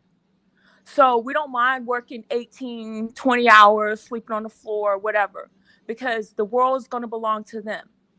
In the West, we don't do that. In Western nations, it's always gratification. This makes me feel good to take in all these people. It makes me I feel sorry because there's a boat of refugees out here. When it'd be better off, and I'll be blunt to say, to blow that boat out of the water than to bring those people into your country. Because if we don't deal with it now, then my children are going to have to deal with it. All you have to do is even look at different things that happen in this country. The question as far as slavery, the question as far as what's happening now with Medicaid, Medicare, and things like that. Those questions should be answered years ago. Now, people's children and grandchildren are paying for this when we could have dealt with this years ago. So same thing with immigration. The cap is off the bottle now. Like he was saying about Minnesota, places like California are lost because of demographic change. And the question is, even with the president, he's talking about deportations, but like I said, I don't see any oil tankers pulling up. I don't see any cruise ships. I don't see, military helicopters getting these people out of here. And the courts are also fighting him on every single thing he does. I mean, there has been progress made in that judges have been criminally charged with blocking him, and I'll admit, but it hasn't been happening to the girl level. OC. Huh? This girl OC right here. Anyway, as I was saying, Crook, that it hasn't been happening to the level like that it needs to happen. You know what I mean? Right. I mean, some people could say like, yeah, it's a start, but and some people are saying, oh yeah, it could lead to them self-deporting. But honestly, who's to say that this isn't just something that Trump is just? I don't know. Part of me thinks that Trump has possibly controlled opposition. What do you think, Ak? I think he's controlled opposition. I just think Trump is Trump. I just think Trump is Trump. I don't think that either. I also think that he would do more if he wasn't being backstabbed the whole way. Let me tell you guys something. The Republicans, very few of them are backing him. Because now that the president is in, you have a man who's ready to get it done. Why are not red states deporting, writing safe haven laws, telling these people they got to leave? They need to get out. He's even making it so now that they happen to change their budgets. I don't see red states kicking these people out. They can do it now. What's the holdup? Which what you saying? Like red a lot of them, they're not in red states; they're in blue states. Yeah, that's what I was thinking. I was saying, I'm like, a lot of them, Abbott sent them to blue cities, the sanctuary. They're in red states too. Oh no, AP, no. No, hell no.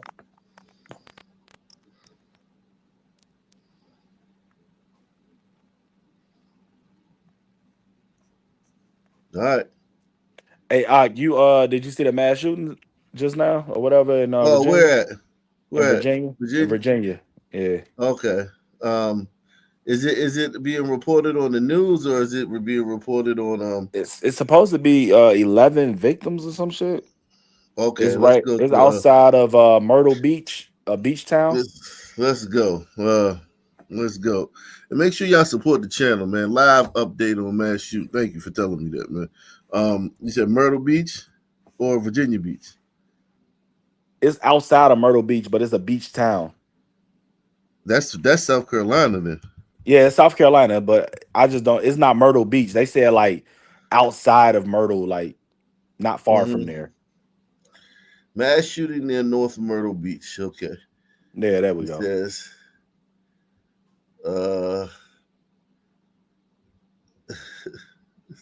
listen, mass casualty chaos at South Carolina concert last night.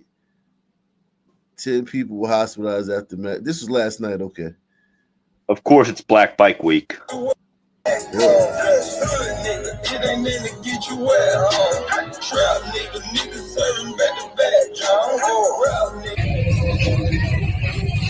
course, man. A lot of D's down there. A lot of D's, man. Ladies twerking and working. Y'all know what it is. Nothing but the whole bad bitches to the flow.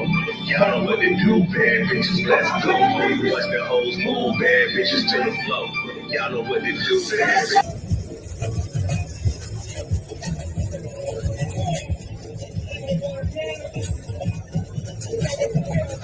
You know I put my foot in for your bitch get with a boss. She can't give you number, please.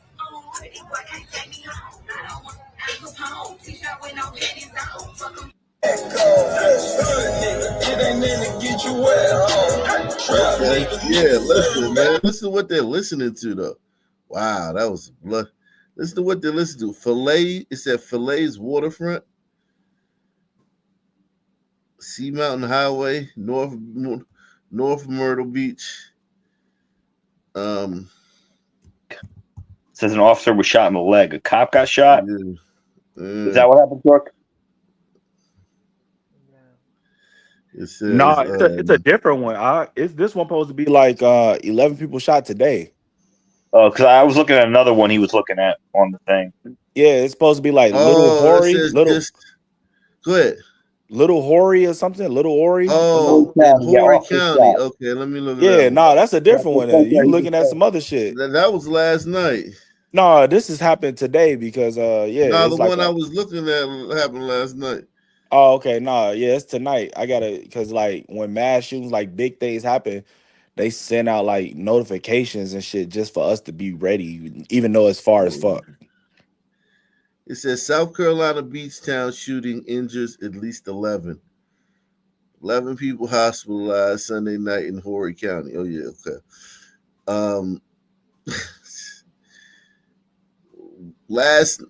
Annual Black Bike Week canceled after mass casualty incident. Horry County police has shut down. Let me try to find a news article on this, man. Wow. Let me try to find a news on this, man. Salute, man.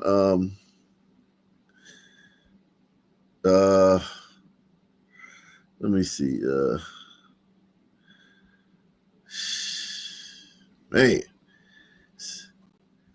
we ain't had a good mass shooting in a minute, though, man. It's been a while, man. Yeah, it's been a while.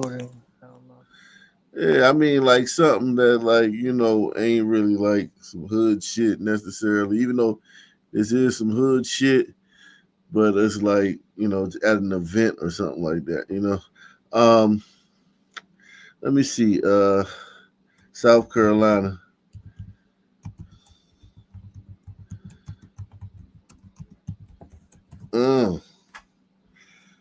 Let's see, man. Investigates tonight the killing on.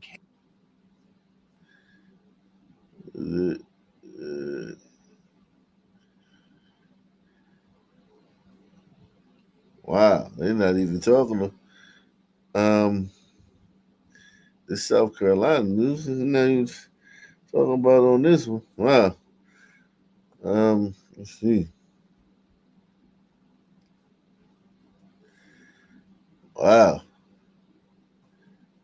That's crazy. You niggas done had a mass shooting and the news ain't even covering it. That's crazy. That's what I'm saying. Like, that's what I'm saying. Like, usually, like, you know what I'm saying, even like the YouTubers and shit are like covering it. But I ain't see nobody covering it. I know I just got an email for work about it. Wait, Crook, was this during Black Bike Week? Raging wild. I don't know. I mean, I just got like an email saying there's a mass shooting in South Carolina, multiple casualties, and whenever something like big happened, they always send like emails and telling us, you know what I'm saying, be aware of it type shit. Yeah, because that's what's going on, I think, right around this time. So, like, yeah, it's not surprising. I ain't seeing nothing about it, man. Only on Twitter, man. Wow. That's crazy. 11 people shot and you can't find anything on it. Let me see. Let me type in 11 shot. That's crazy.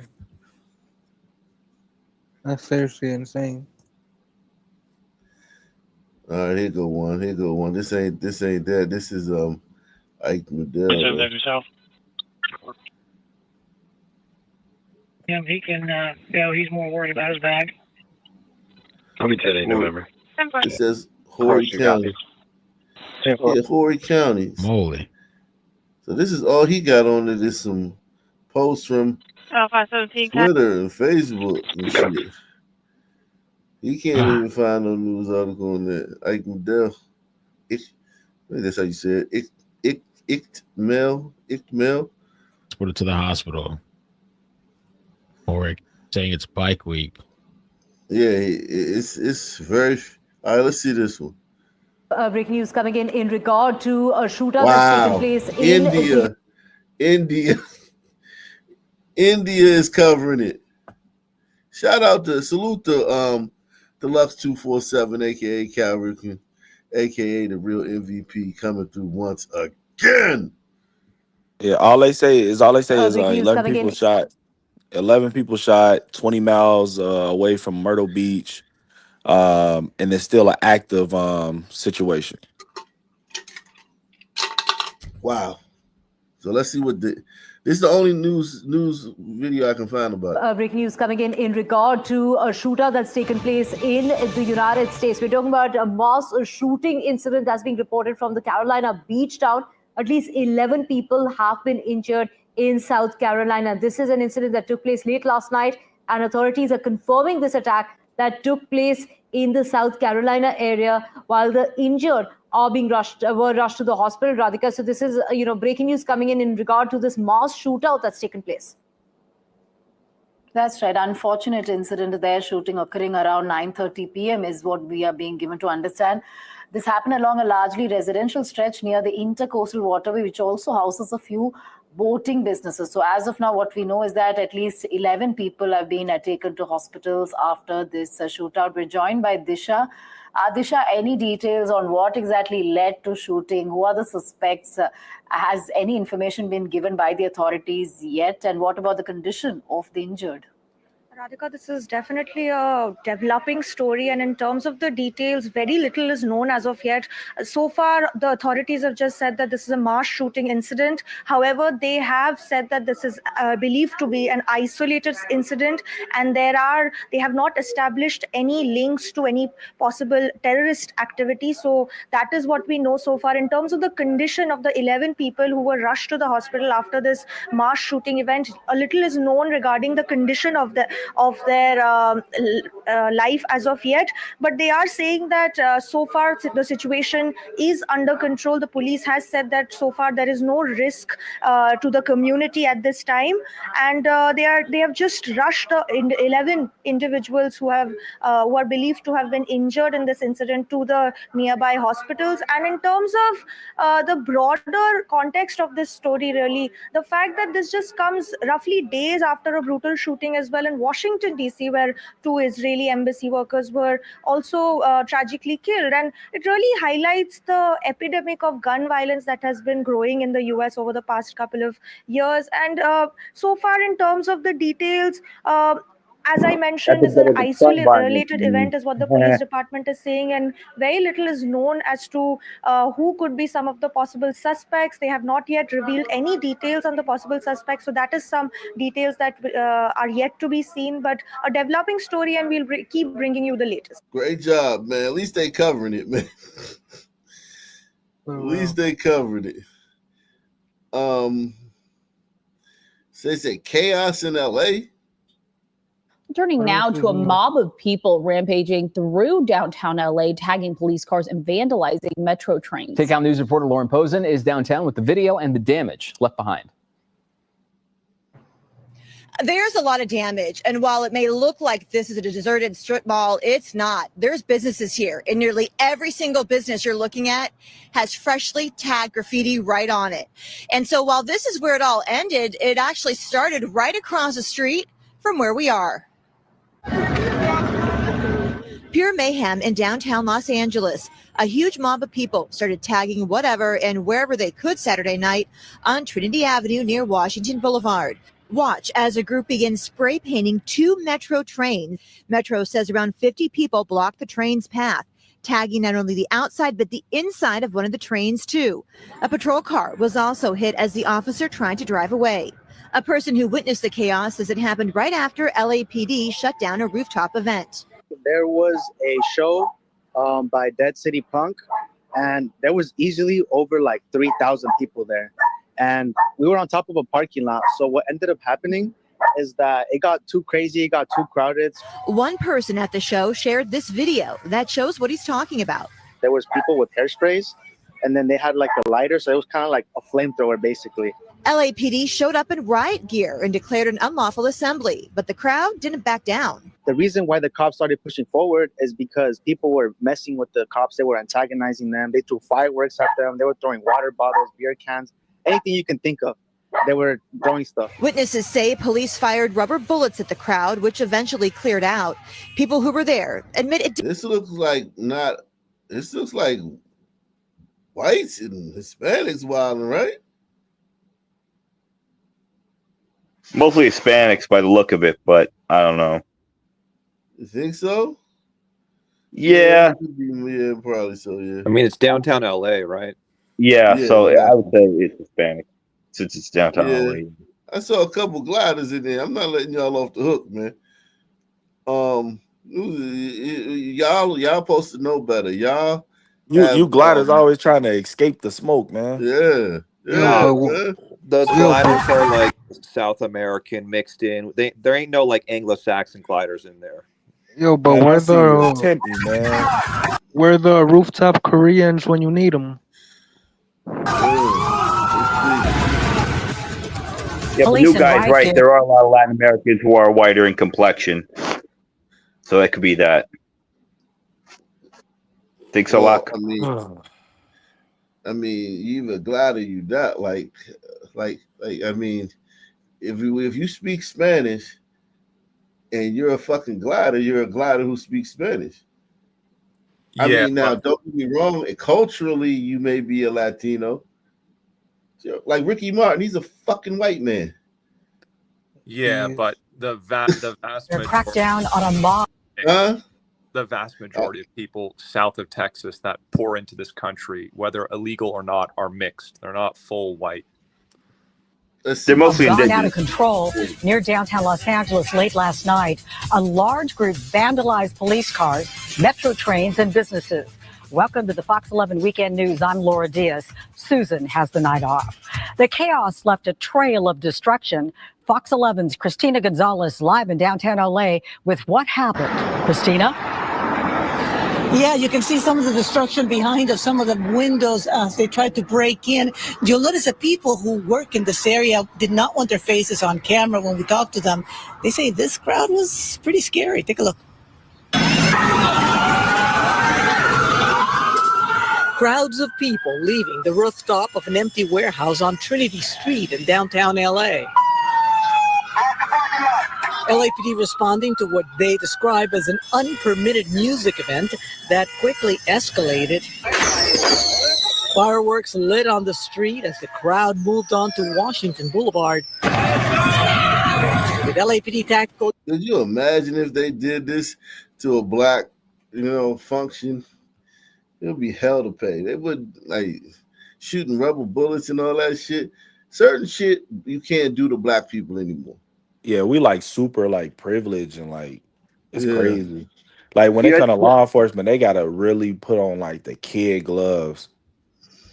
It's crazy how they changed the definition of racism. Like racism used to be about like, oh, being against somebody because of their race, but now it's about like, oh, racism only applies if you have power and privilege, so it doesn't apply to us. But they don't realize that they're the ones with power and privilege. Right.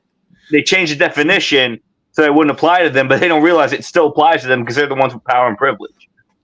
Well, It's hold on stupid. though. They don't see it that way, and that makes like sons have power in the same way women have power, right? Yeah. It's like Well, sons soft are very power. feminine in their behavior. Yeah. Like if a critical mass of gliders were like, all right, fuck this, then black people would not be able to do what they do. So that's probably why they see it that way, because deep down they know, okay, like we don't run the banks, we don't run any institution. We're allowed to say mean things to gliders and kill them and stuff. but like they don't really control anything in America for the most part. I mean, like they do get like they are a net fiscal drain on the country, and they get billions of dollars a year in aid and all that other stuff, and they have like platforms for the views. So, but like what do they in a way, they control? do have power to present their arguments and their agendas. Sure, but like let's be Which is honest. a type of power. Like they're not going to stop funding Israel. They're not going to stop the war in Iraq. They're not going to like whatever the American machine is going to do. Black people have basically no control over it. Yeah, but black people, they have their own machine. That's what I'm saying. No, I'm not saying you're wrong, but like you could imagine like, okay, blacks are what? Let's say like 15% of the population, right? 13, 14, yeah. Okay, something like 13, 15, yeah. And let's say the juice crew is like 2 or something like that. Yep. So you don't think like sons look at that? They go, oh shit, we're 15%. The juice crew, for example, I'm just using them because they have disproportionate influence, are 2%. So it's like a 7 times difference right there. But like the juice crew controls like a zillion times more than the black community ever will, despite being outnumbered by them 7-1. Yeah, I can kind of see that logic behind it, but still, So that's yeah. their so it kind of does, like in the crazy ass like low IQ son mind, it kind of does make sense, don't you think? Because they're thinking in that way. They're like, like we don't really have like true institutional power, so therefore we can't be racist. Yeah, but neither do the gliders either. You know what I mean? Well, the gliders have power, but their power is basically more for the juice crew and for the minorities. Well, the minorities in the country, but not. Well, we're the global minority. They don't see that either. Yeah, like some people, they have no perspective. Let's just say. Yeah, but come on, they're sons. We can't expect them to, right? So it's like, yeah. Anyways. So, tell me this, guys. If you guys like new guy, there's some things that new guy's saying that are right. It is some things that you're saying as freak that are right, but there is a arrogance to kind of like the way y'all talk, right? Like y'all are like literally throwing your whole country away for people that are so smart. Like literally, like think about it. Africans, we were in mud huts, right? So if y'all took Africa, right, no big deal. We were in mud huts. Y'all have skyscrapers and y'all are getting invaded and taken over from America to Europe, right? Yet you talk with this arrogance as if like, right. Like it's impossible. Yeah, y'all ain't all that y'all think y'all are, man. Hey, look, they talk that talk, but the motherfuckers they didn't gave up every major city in their country. Exactly. No, not even just in their diaspora. Yeah, in their diaspora, yeah, for sure. Like not just their country, their diaspora is. It's only like one. It's only one nation that still holds strong. It's Poland, ain't it?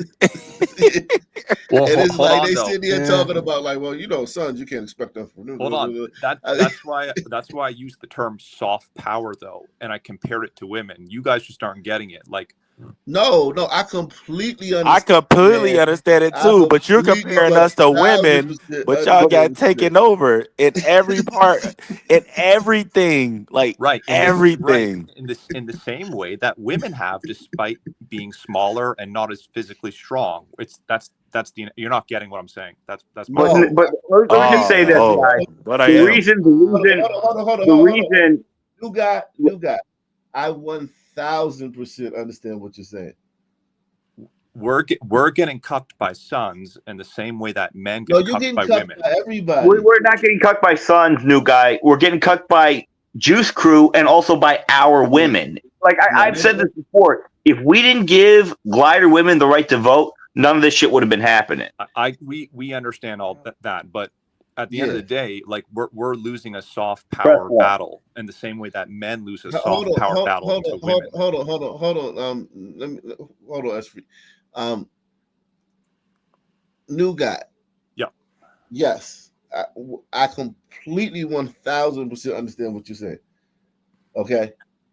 Still, at the same time, what good is all of that power?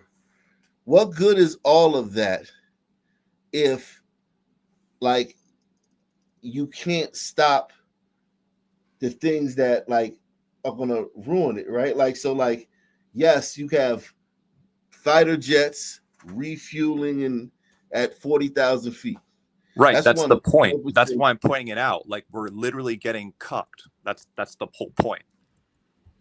It's no power. Like, exactly right. If you have a machine gun, but you won't pull the trigger, you don't have a machine gun. So, like, we're literally losing without a single shot being fired by the opposition. That's the point. Yeah, like it's crazy because I like got the first jag. you All can right, this is me refueling. y'all can have a fighter jet refuel in mid, like they don't. First of all, most 99% of sons don't even know that this is going on, right? Right. This is just like we don't even care about this stuff, right? So when we Correct. talk about a race war, like somebody earlier, let me read these super chats. Salute to Eric as he said, "Do you think sons will be pouring out drinks in honor of St. Floyd?" But yeah, definitely. Without a doubt. Without a doubt. The average son does not think the way we think here. So yes. Boy Kachita says, downtown LA, JJ Kale, take a listen. Aka Nation. Okay, we'll listen to downtown LA. We'll take a listen to that, man. If not, I'll check it out tonight. But what I'm saying is like, okay, these guys, right, that are doing this, right? These guys will come home, right? And there won't be services for them that there are for illegal immigrants that just illegally cross the border. Correct. Right? So like, and then also whatever, you know, zeitgeist or change in the in the world where you guys think it's gonna, like, is it gonna be a shift? Like, we're so much damage has been done that to turn it around now, in some places it's just impossible, right? So, yeah, like Minnesota, like you said. Not even Minnesota, like England. Really, You know just what I'm saying? globally. Fuck Minnesota, England. Just globally, to be honest, Right? not even England. Right? Globally. So there's been a lot of damage done, right? So at some point, right? The people who are in charge of this military apparatus, right? Yeah, will be black and brown. Exactly. So like, you're telling me as if I haven't already told this to like a zillion no, other but I'm white just people. saying you guys were sitting there. I wish I could replay what you guys said. Yeah, it was like a type of arrogance, as if like no, like obviously I wish y'all will stand up and bring the old fucking gliders back, but don't you know what I'm saying? Don't come at us like it's an arrogance, like we ain't doing what we fucking doing. We are out of fucking control, and y'all just watching it. Yeah, that's why. You guys aren't out of control. You guys are under control by the Juice Crew. No, man, we ain't because it talking wasn't about for the that, Juice man. Crew. Listen, Yes. listen. No, it wasn't for the Juice Crew. You guys wouldn't be able to do whatever you guys. That's just for you gliders to shirk responsibility and basically, blame it on the Jews. Yes, so like we not doing it. Let fishermen be fishermen, and like it's okay, man. You know what I'm saying? Like we don't need that. No, like sons are out of control. Just like how we have women running us, we allow sons to do their bullshit. Like we allow Mexicans and illegal immigrants to do their bullshit. Y'all like not allowing shit. We're doing it. Y'all have lost that fucking word, like the whole phrase of allowing anything. We are doing that shit everywhere. Wherever we lay our head at more than 2 nights, we taking shit over. And that like shit is horrible. Yeah, and it's awful.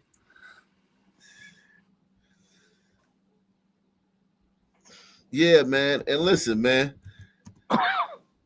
Well, that's why I say, like, it's not something that can be.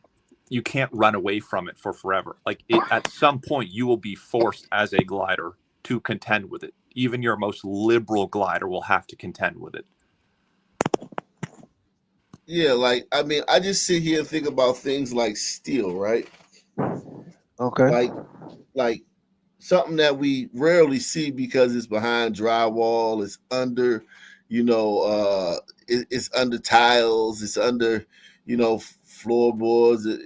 But it's the basically the skeleton of a civilization, right? Steel. Would you agree with that, new guy? Yeah, definitely one of them, of course. Right? Like there's the amount of steel. Like even the things that make steel are made out of steel. Like your car. When I talk about steel, I'm talking about iron, all associated products, right? I'm not just talking about like the hard steel, right? I'm talking about everything, right? So, like, now think about this, right? Yes, you may get this from a lot of places in the indigenous world where blacks, were had inhabited, and yeah, you fucked them over, but they didn't even know that shit was there. And if they did, they wouldn't have known how to harness it, right? True. Right, new guy? Yes. Where's this going, though? I'm about to tell you. Okay. Right? So nothing was lost. Because even if if something's there and you don't know it's there and you can use it, like if there's like in this basement, if the people who lived here before left like $1 million in cash behind one of these walls, right? And I didn't know it was here, that's something lost because I know how to spend money, right? But if you put like a fucking monkey down here and it was $1 million behind one of these walls, he doesn't give a fuck, right? He doesn't care. Sure. Right? It's nothing's lost, right? Right? But with y'all civilization, the thing about it is there's something being lost. There's something. Something, it's everything. Right. Okay. But what I'm saying is you talk about us as if like, sons, man, they don't know shit. We ain't lost. We've lost nothing. Oh, I see what you're saying now. Okay, I get it. We've lost nothing. I understand. We have only gained from the relationship. Thank you, fucking the continental slave trade. Intercontinental slave trade. We've only fucking gained from that shit. Appreciate it, like boys. No matter how bad gliders can make it for you here, it would still be better. Yep. But that's the thing. Gliders don't make anything bad for anybody. We make things good for everybody. Yeah, anybody that's around us, they benefit from us. That's why they play the whole guilt shit, just so that they could fucking make us feel bad, so we'd let them in. Like, if we were as oppressive as they say, as people say we are, they wouldn't be trying to come into glider countries. They wouldn't be trying to live in glider neighborhoods. They wouldn't be trying to fuck glider men or glider women. You know what I mean? Like, you get where I'm going? But that's like we did this a moment ago. Like, you're putting glider standards on like other groups of people like that. We don't expect sons to be honest about, their circumstance and if they're treated fairly or not. That's just not. You can't expect that from them, is my point. But do you guys think that sons have done some good to some people somehow, some type of way? Oh yeah. Listen. Sons, the sons, we are the canvas on which human rights were painted. We didn't create human rights, but without our plight and our struggle, there would have been no reason to theorize or even to reinterpret the Constitution. We're the only reason Yeah. why this shit Wait, was wait, like but reinterpreted. let go ahead. So we've created human rights. So now everybody gets to benefit from human rights because slavery, the gliders would have never emancipate or abolish slavery, which they're the only people in the world to ever do this in the history of the world. But who were their slaves? The blacks. They had enslaved plenty of people. The gliders enslaved the Slavs. They'd enslaved the Irish. They'd enslaved many, as you would call it, uh, not Anglo, Indigenous but people. no, in Indo Caucasians, Caucasus people, right? Throughout the Armenians, many people who were considered white in America, their people have been enslaved by other gliders, and never did gliders ever abolish it. Never did they ever make it law that it was illegal. Never did they ever emancipate the people, right? I feel So you. Yeah, yeah. this is the first time, and we are part of that. You can't erase us from that, and that created human rights, civil rights. Now you got rights for everybody. I'm talking about everybody got rights now, inalienable rights. You know what I'm saying? So it's like, yeah, we've done that. Also, black people, like as far as like civilization, we do like culture, pop culture. We're very important in pop culture. You know, very very important in pop culture. Very important in things like that. It's just that we come with a lot of shit. You know what I'm saying? And we come with a lot of the cons. Usually, The you know what I'm baggage. saying, outweigh the good stuff. You know what I'm saying? Yeah, and you Yeah. can't deny that. But I mean, I'm not gonna sit here and act like sons didn't come up with anything good. Our inventions, though, usually don't make the world a better place. Like we don't make things that like everything that in your life, electricity, as I said, steel. As I said, you know what I'm saying? Like I just seen some on burritos. My neighbor got a new roof, right? So they burritos came over here and they put the roof up in a day and a half, right? New roof, brand Damn, new, um, a day and a half, right? that's quick as And fuck. yeah, yeah, definitely, man. They just go up to and they standing on the roof with no fucking harnesses and shit. And it's one of the roofs like the triangle roofs, so it's like, yeah, Yeah, so you could slip easily. yeah, then they just up there and they just went in there and knocked it out, right? Right? They went in there and knocked it out, and that's their skill, right? Their skill is building, and it was all about five, 6 or something like that. And their skill is building, right? That's their skill. That's what they do. That's what they do everywhere they go. Like even when we looked at pre-colonial Central and South America, they had all these aqueducts and fucking Ziggernauts. yeah, they had these stone castles and buildings and pyramids. They built. They're finding cities in the Amazon through sonar and radar that have been covered by the foliage and they're finding cities, thousands of cities in the Amazon, made out of stone. And those people were builders. They just naturally build. They're going to do that wherever they go. And just like gliders, I think gliders everywhere they go, they're going to invent things. They're going to innovate things. They're going to do that. That's their gift. Sons, wherever we go, we're gonna fucking we're gonna be oppressed and we're gonna fucking commit crime and shit. And we're gonna be like kind of subjugated. That's kind of like our curse, you know what I'm saying?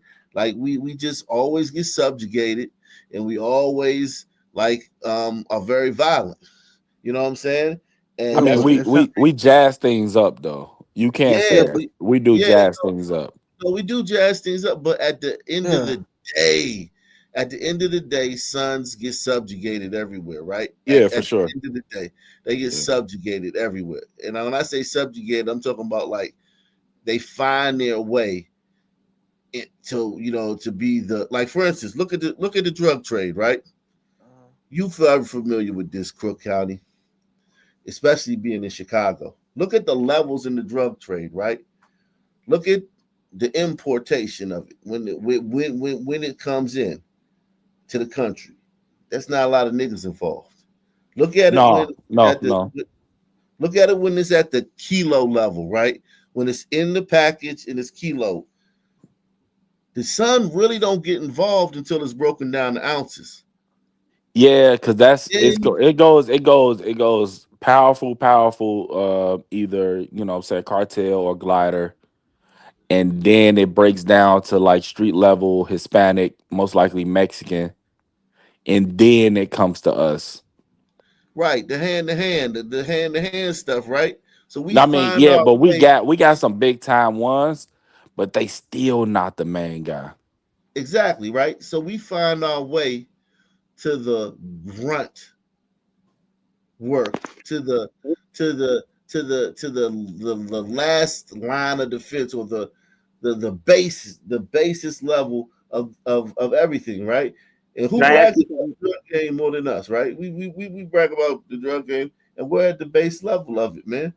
Yeah, Wait, can hey, Chicago some men are one of the main reasons why the United States government was able to get motherfucking El Chapo. But can I ask you something, Crook County? You said you guys are at the base level. Well, like, you're in Chicago, don't you guys have the Gangster Disciples? Aren't they a big $multi-million, tens of thousands of strong organization? Like, they're pretty big. They're a pretty big powerhouse in the Midwest for drug dealing. They're predominantly. Yeah, but it's not as organized and as like a hierarchy as it was back in, the 90s and shit like that. It was getting there in the 90s, but because they had the whole little triangular thing with us, Memphis, and St. Louis and shit like that. It's in Atlanta. It's not organized like that anymore. It's more so you got to hand that to like the Hispanics. The Mexicans, they still kind of doing it like that. Not the blacks. So look at even the gold trade, right? Gold, you know what I mean? Like, look at where we at in the gold trade. These are the images that emerge. These are the images that emerged from a gold mine in South Africa, just southwest of Johannesburg. Today, marking the end of a rescue operation where hundreds of miners were trapped for months. We did face some challenges yesterday in the beginning. It's a dangerous operation. The incident The white man had to go down there and get them.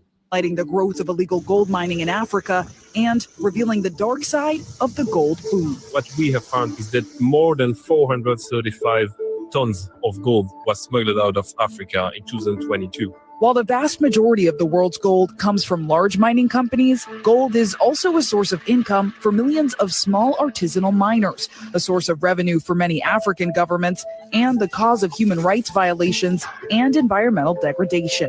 When you look at Google Earth and you look at a map of Ghana, you will see that a vast majority of the territory is no more green, but it's more brown.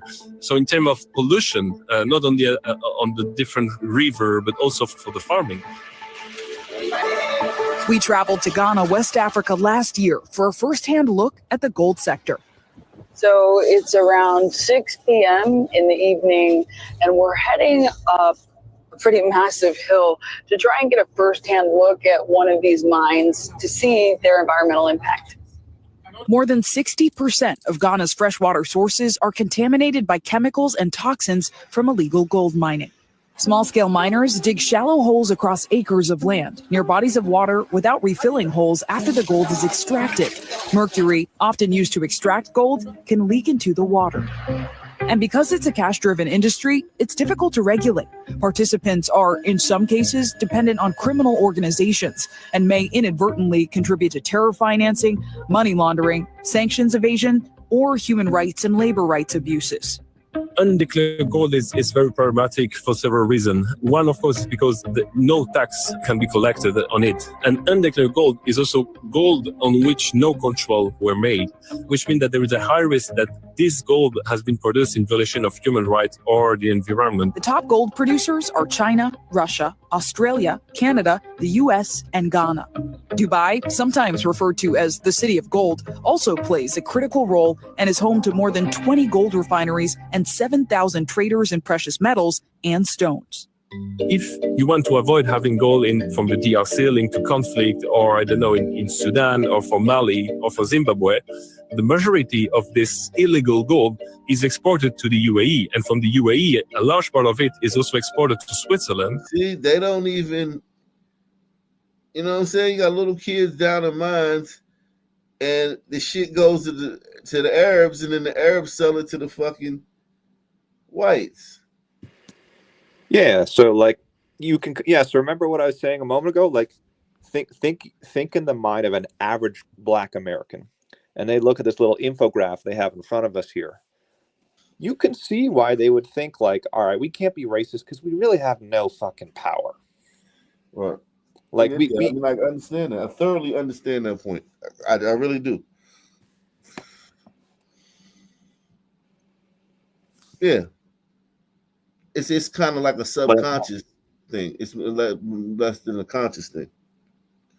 Yeah, because like you said, like it's like a human being has, you know, a pair of hands. We all have two hands, right? But it seems like the son is always forced to be like the first, you know, like the bottom feeder in the economic chain. Like they're the one with the hands that like go into the earth physically and pull out those minerals or whatever the fuck, and that's the first start of the economic chain, and it's the first step, and it's rewarded the least. Yeah, whatever. But even sometimes, in like I said, in the drug trade, we're the last step between the fiend, the junkie, and the cocaine, and we're still rewarded the least. Right. Okay. Well, it's the same difference. You're the step that has like the hand that's on the street or in the ground or in the dangerous areas. You know that you're getting your hands dirty. In other words. Yeah. Salute to Dab Shank Theist the first. Dab Shank the first says Sharia law is the only way to combat sons. Make sure y'all support the channel, man. We the only channel giving you this type of content, man. If there's somewhere else that give you this type of content, man, put it in the chat, man, so I can watch it. Because I'm traveling in a couple of days and I want to have something to watch, man. Put the name of the channel where you can go to get this type of content in the chat, because I want to listen to it while I'm driving. Yo, where you going, G? I'm going to Jersey. Jersey? Yeah. What you visiting family or what you up to out there? My wife got to do something, so I'm just gonna be driving. What part of Jersey? I don't even know yet, man. I can't, you know what I'm saying? I really don't know yet. I'll find out. I'll find out tomorrow or whatever. I don't know. Just Jersey. Just know I'm driving. Hey, do you miss DC like by any chance? Do I miss DC by any chance? Hell nah. Fuck no, I don't miss DC. Fuck no. Not at all. I don't miss DC at all. Not at all. I'm curious. When you were like younger and you were living out there, were you around when Wayne Perry and all them people were out there? I mean, I was alive, but I wasn't around those motherfuckers. Hell no. That's a whole different type of crowd. That's that type of crowd right there. Like that's like the streets. That's like a level of the street where like literally like, you know what I'm saying? If you got parents, like my mom was, you know, she was she wasn't like having this shit. Like if you were like my age, what was this, the 80s? I would have been like 8, 9, 10. 11, 12 when this stuff was going on, it would been no way for me to be around those type of guys. You know what I'm saying? And even if I was older, I wouldn't have been around those type of guys. These are fucking psychopathic killers. And these are street legends. These are guys that like literally was grew up to be that, right? Like so Wayne Perry is not like just a regular guy. He's a you know what I'm saying? He's a guy who's been killing since he was in fucking junior high school. You know what I'm saying? Rayful Edmonds grew up in a drug house and shit. And, you know, they grew up like these are like street guys. These type of guys your parents tell you to stay away from. You know what I'm saying? Your parents say, man, don't stay away from those people. Don't go around those guys. These are guys that drop out of school. Like they not even in school. These are guys who, like, you know what I'm saying, on the corner and shit. And your parents tell you stay the fuck away from them. So they never went to school. They just hung out on the block. You know what I'm saying? Yeah, they went to school, but what I'm saying is you don't like a guy like me. I wasn't, you know what I'm saying? Even when I was doing what I was doing, I wasn't I didn't hang around that type of crowd. Like you know what I'm saying? And when I did, I regretted it because you always get in a lot of trouble. Like Wayne Perry's been in prison since 1990. Rayford Edmonds just got out of prison. He died a few months after he got out of prison. That's true. He was in there since 1990. Alpo was in there since 1990. He came home. He got murdered by some young cat over some bullshit. And so it's like, yeah, man, let's those when you get around those type of guys, man, you getting in trouble, Jack. You getting in a lot of trouble.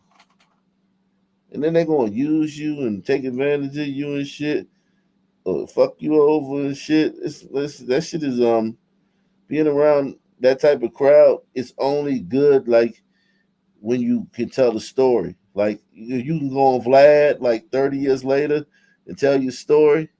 But other than that, it's nothing but misery and pain, man. Being in prison, being in shootouts, like that one guy's life. Remember that one guy earlier in the video where we talked about him? The guy from New Orleans. What was it, Grove? Whatever his name was, the killer from New Orleans. His life sucked, man. His fucking life sucks. Like, that shit sucks, dog. The only thing it's good for is like to have a reputation in the street and to be known as something in the street to a bunch of motherfuckers that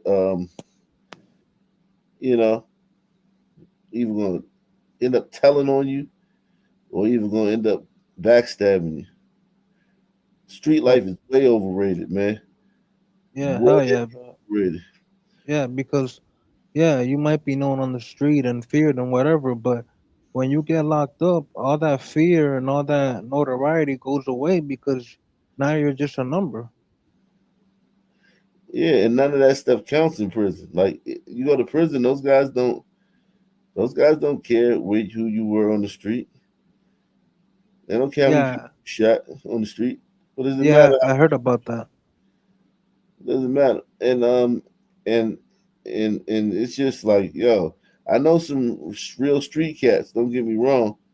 And I know all the stories and I know, you know, what they went through and stuff. And if you really listen to them talk without like being a dick rider, like if you ain't a dick rider and you just a regular person and you just look at what their stories, it's nothing but misery and pain. Misery and pain.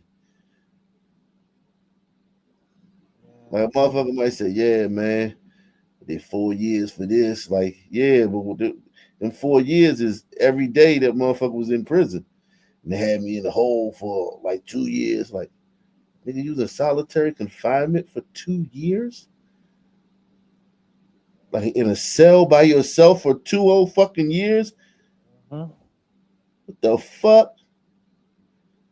Like the shit they talk about is misery and pain. It's horrible. But yeah, anytime I fucked around with niggas and like real like street niggas and shit, end up getting fucked up in the game, man. Always got fucked up in the game. Always turned out bad, man. Always like, damn, how the fuck did I even do this shit? Always ended up in court or ended up in some fucking sticky ass situation.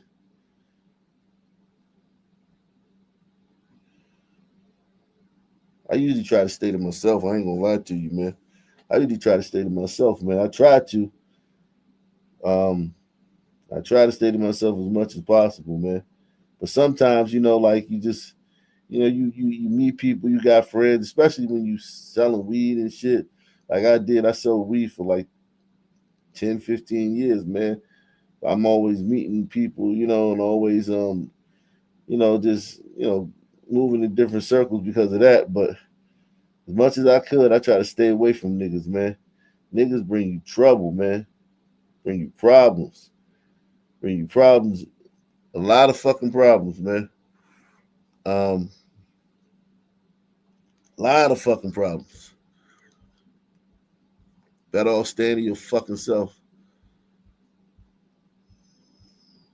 Let's see what else going on, man. The summer approaches. Okay, let's. As the Memorial Day weekend comes to a close and the official start to summer gets underway, juvenile crime is top of mind for many. We live in Baltimore. We know what's going on with these kids.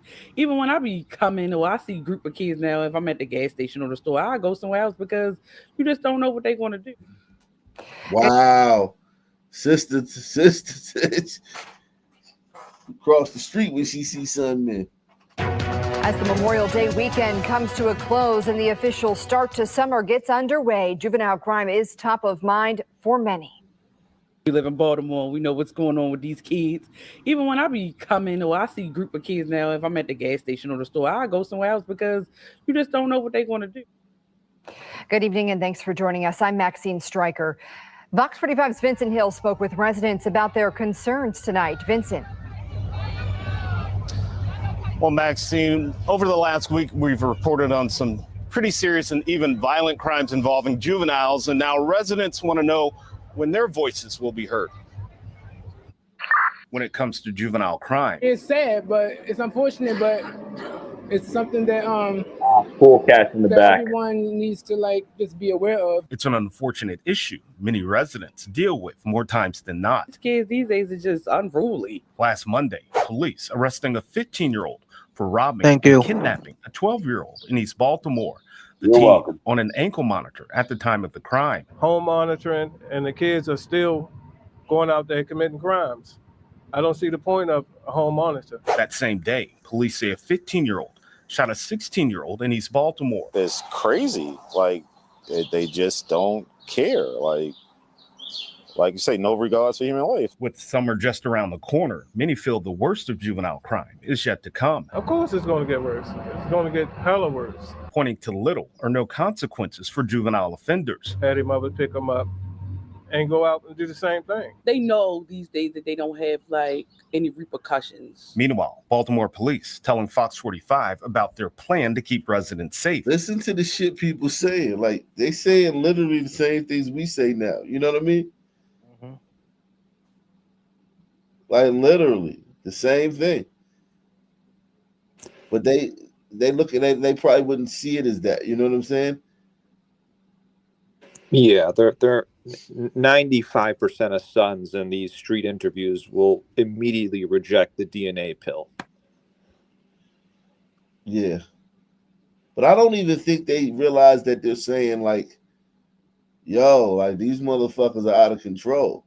And it's really like, you know what I'm saying? Like the system is like the system that they voted for and all the laws being laxed and shit like that.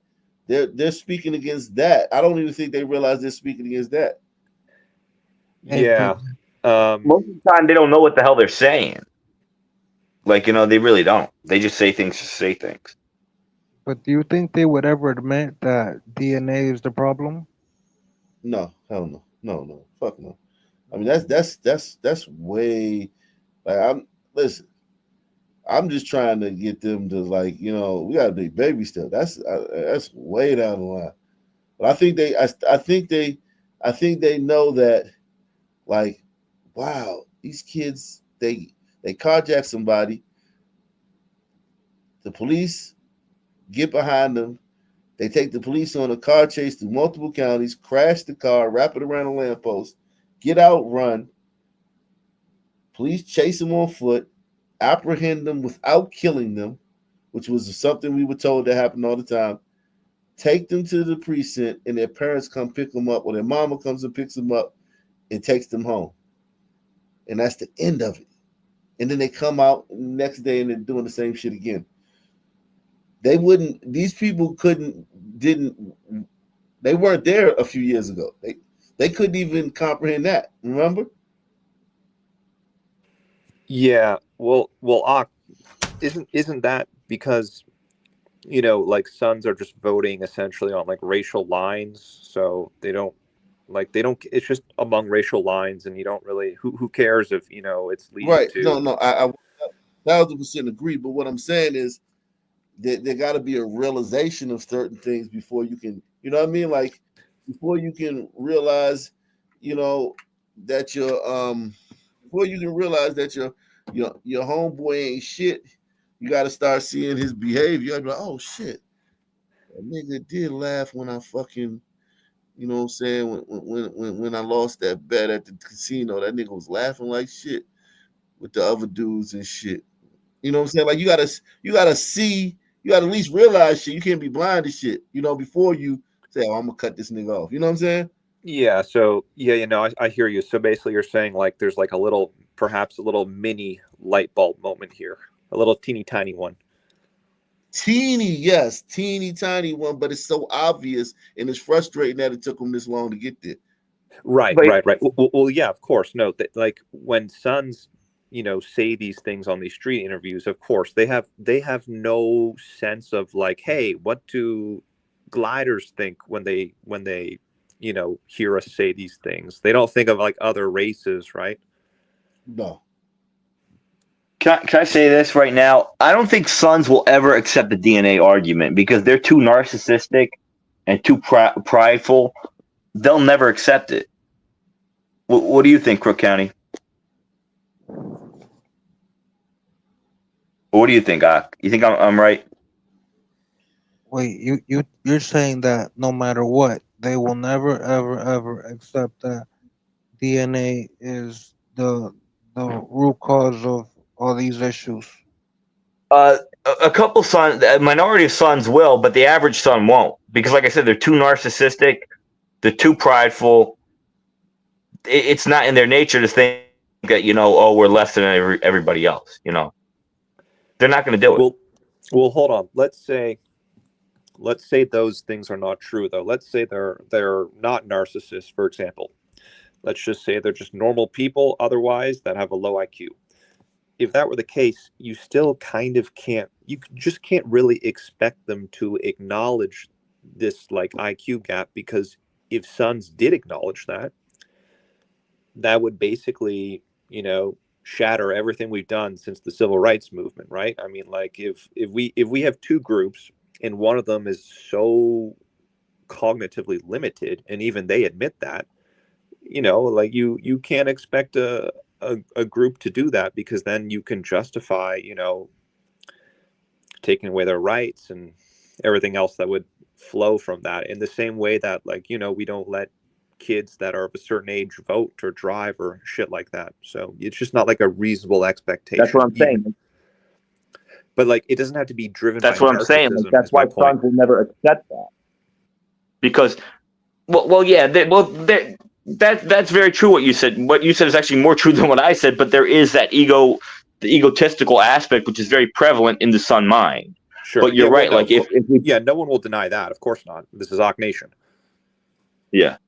Yeah, but what you said, a new guy, was actually way more of an important argument than what I had. Like, you're right, because if we do acknowledge that, then sons will then they'll lose their entire legitimacy for being in our society, which they benefit from greatly. So, yeah, that's what I'm saying. They can never accept that. They can never accept that pill. They can never I don't swallow that. think. You know what? I don't even think.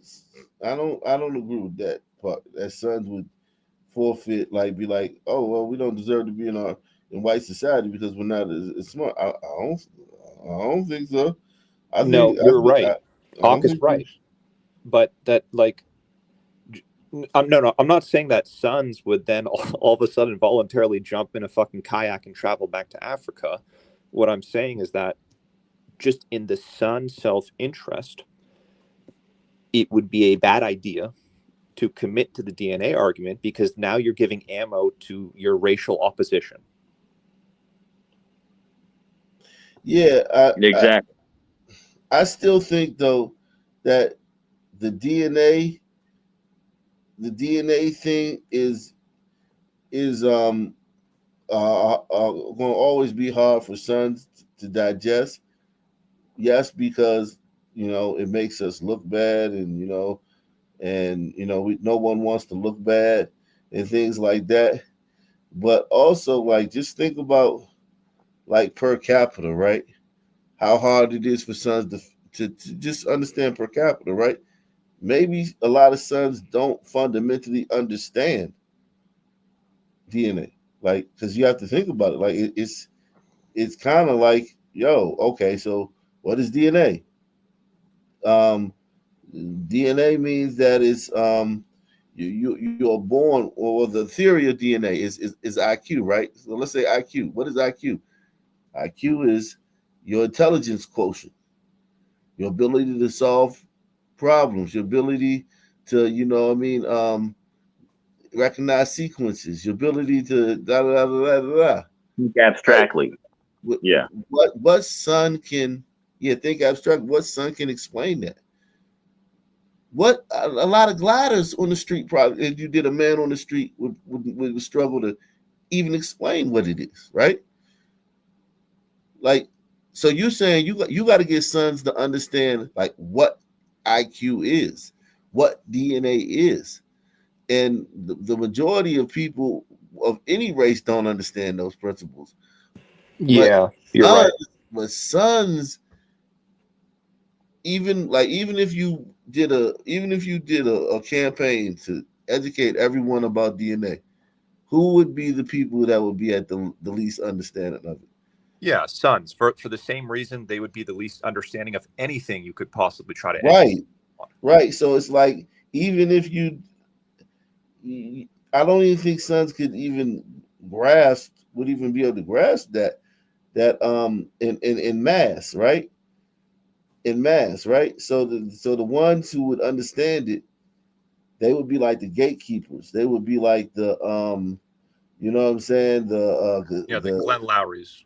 Yeah, well, no, they would be like the preacher at the church who went to divinity school, and then and he understands the Bible, and none of the people in the church understand anything about the Bible. You know what I mean? So it's like what, like, just think about how hard it would take sons to even understand what IQ is, man.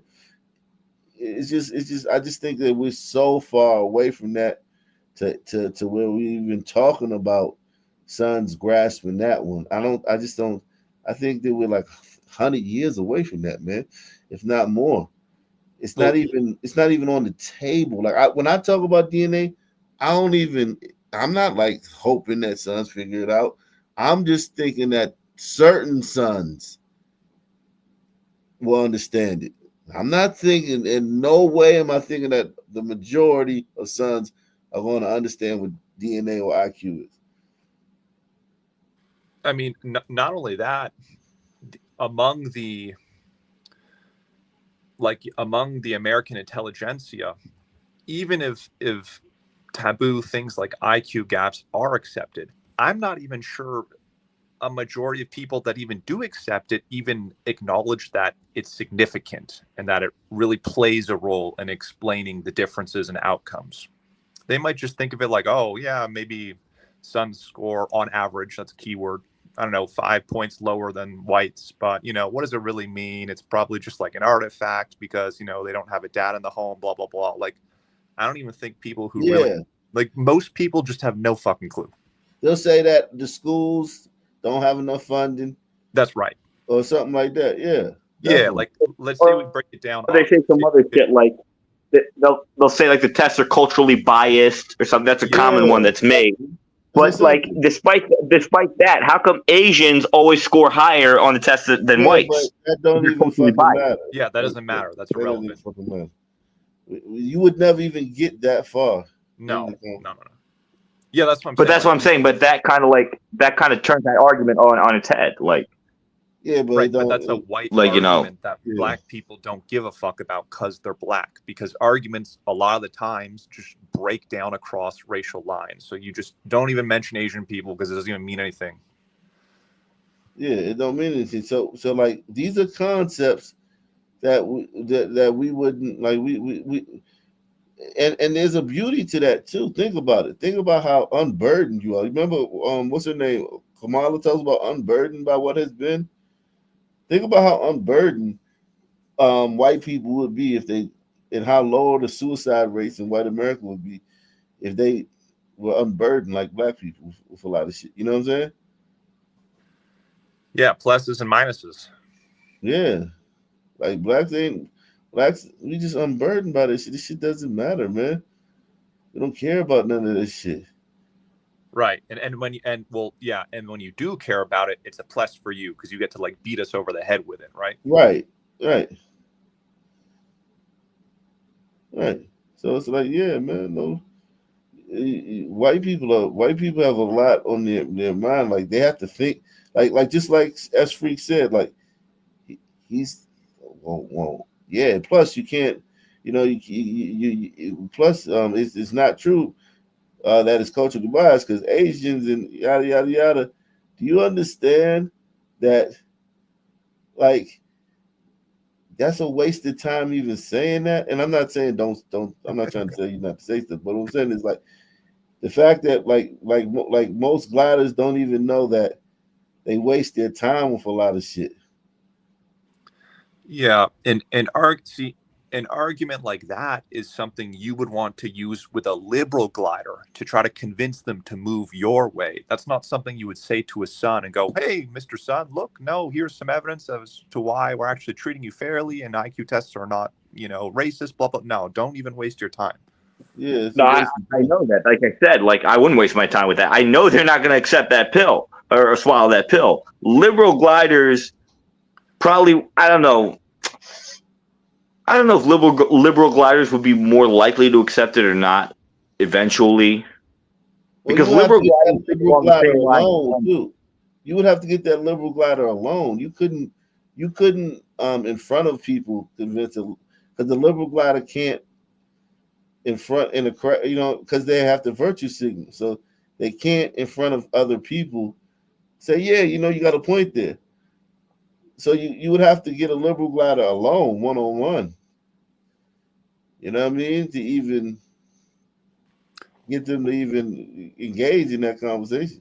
Well, gliders need to understand that though. Like, if gliders are to survive and avoid extinction, it's not going to be because you convinced blacks to, act like proper human citizens. That like just don't even think about that. Like the way you'll survive is by getting a critical mass of gliders that you currently do not have on your side to be on your side and act within a collective white, consciousness. Well, yeah, we all have to be on the same page. Like I think Pantheon touched on this a couple times in the panel. Like, she said, like, when she was arguing with fishermen, she's like, whatever religion, like when they were talking about religion, whether it's Christianity or European paganism, you guys have to find something and stick with it, and you all have to be on the same page. Because, like, the reason why we're on the brink of extinction and we're losing our homeland is because we're so divided. Gliders are the least monolithic out of all the races out there.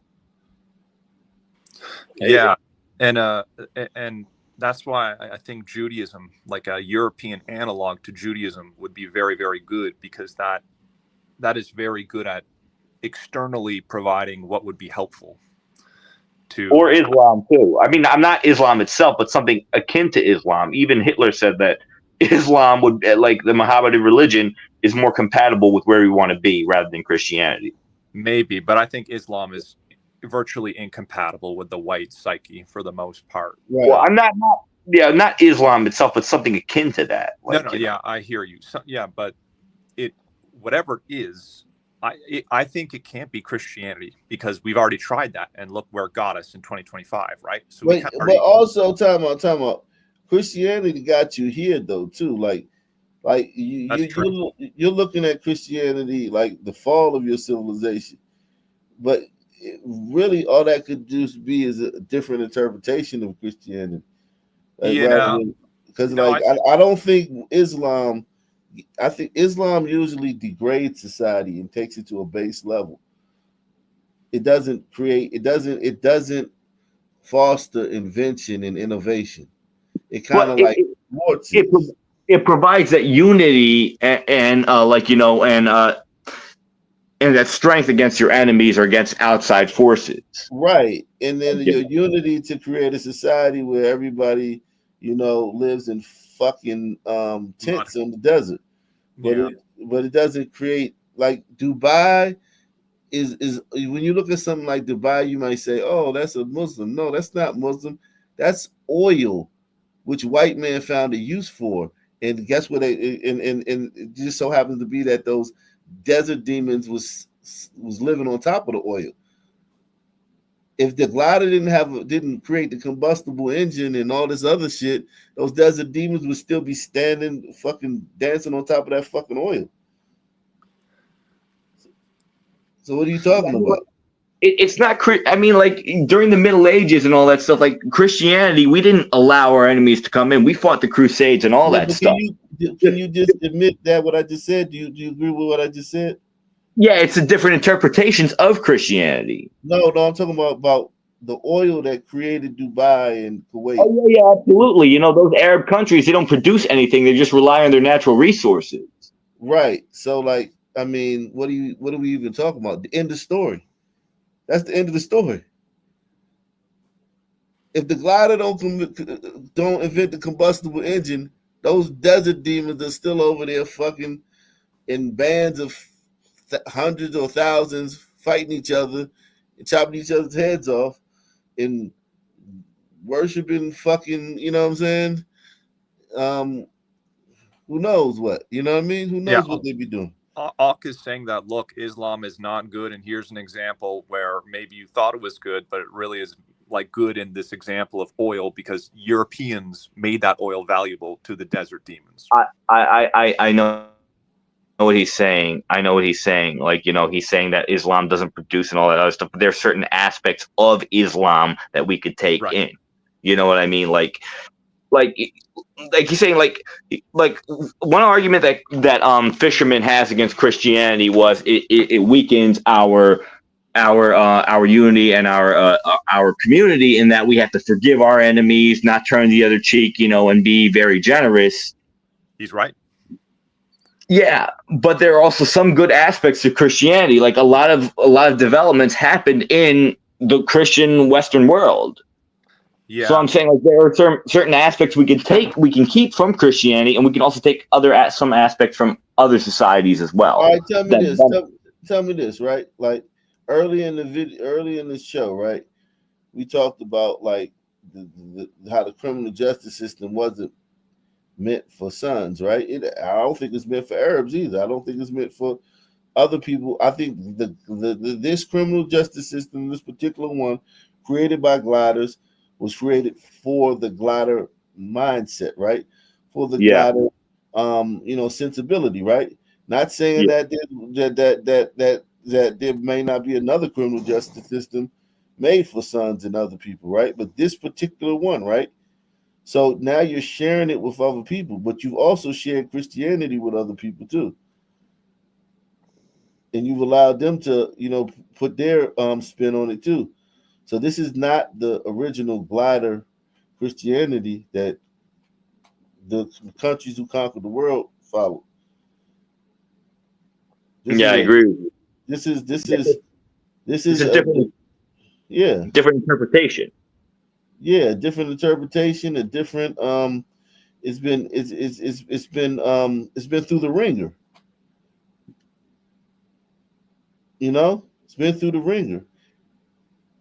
So yeah, you guys I don't think just shitting on Christianity is in talking about Islam. I think the worst thing is I think Islam is treason for anybody who's not an Arab. I feel like if you're not a fucking Arab, you don't understand Islam. You don't have the mindset to understand it.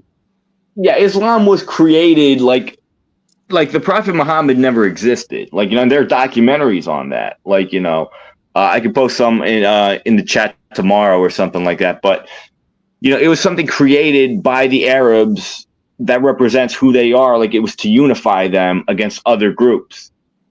You know what I mean? But like I said, like, I'm not saying, look, you guys are misinterpreting me. I'm not saying that the gliders or the West should embrace Islam. Absolutely not.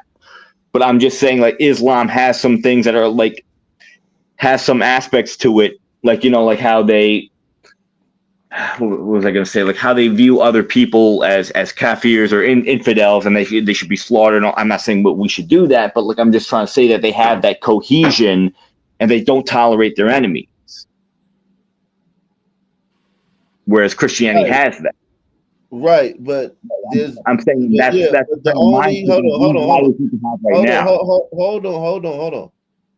But the only non-Muslim country in the Middle East kicks their asses 7 days a week, 24 hours a day, 365 days a year. The only non-Muslim country over there. I know that. Yeah, Israel. They win every single war. Kicks their asses. Like, the wars last like 7 days. Like, they get this shit kicked out of them every single time by the only non-Muslim country in the Middle East. And by the way, that country's the size of Delaware. So I get it. There's a lot of might with Islam and shit like that. And there's a lot of, power and bravado and stuff with Islam. But at the end of the day, it's poverty and it's, misery. Yeah, like, again, it's soft power. Yeah, Islam is strong if you're a fucking race cuck and you invite fucking desert demons literally next door to you to replace you in your own homeland. Okay, but like Ak said, all of those Muslim countries are poor. They fuck their cousins. They're low IQ. I understand that. I completely understand that. You guys keep thinking that I'm pro-Islam. I am not pro-Islam, but I'm just trying to say that there are certain aspects. I never said you were pro-Islam. I just said that. How about you give us some examples then, so we can actually like think about them? Like, give me us a few examples of like things that could be adopted from Islam. Well, I know you guys are going to hate me for saying this, but how they treat women, you know what I mean? I mean, like, I know like women are not allowed to vote. Women are not allowed to, divorce their. I mean, like, certain things, like women are subservient to men. I'm not saying that women shouldn't. I'm not saying that women should be abused. I'm not saying that women should be like killed or stoned for no reason, like they do. But like certain aspects of that, like women are not allowed to vote. Women are not allowed to have certain independence. And when they did get independence, look at what happened, because women are the weaker sex, and they don't build society. That's what I'm saying.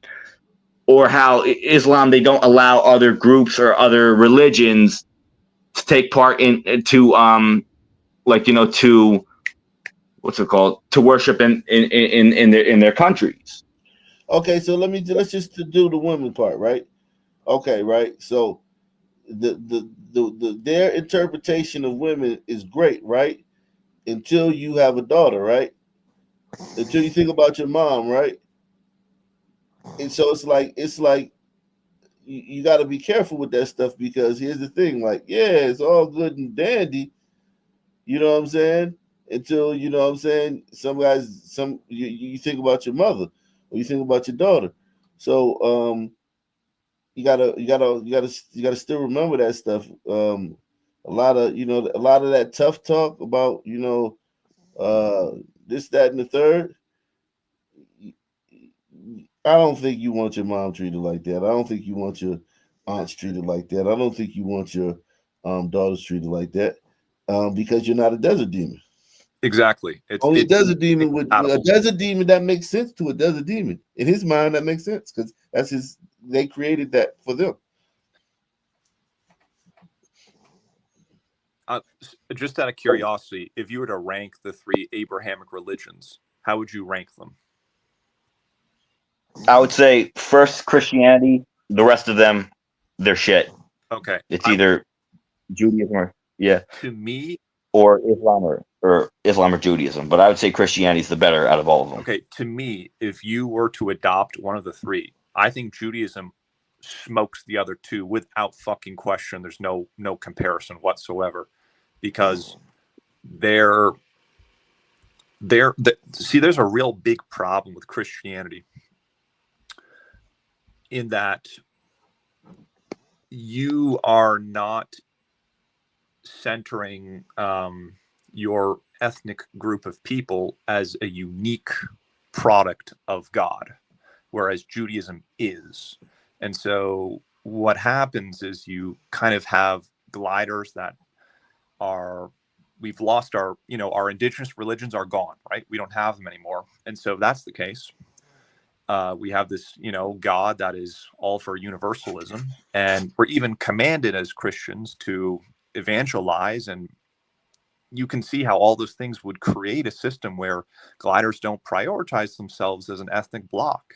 So why are we surprised that we have no resistance to like fucking Umbritos jumping over the border when the basis of Christianity can easily be twisted to allow that to happen? Yeah, I mean, there are Judaism like an ethnic. It's almost like an ethnic, like mafia, like an organization more so than it is like a religion. A lot of the shit that rabbinic Judaism does is it's more like it's less a belief system and more of like a ritual service that they do.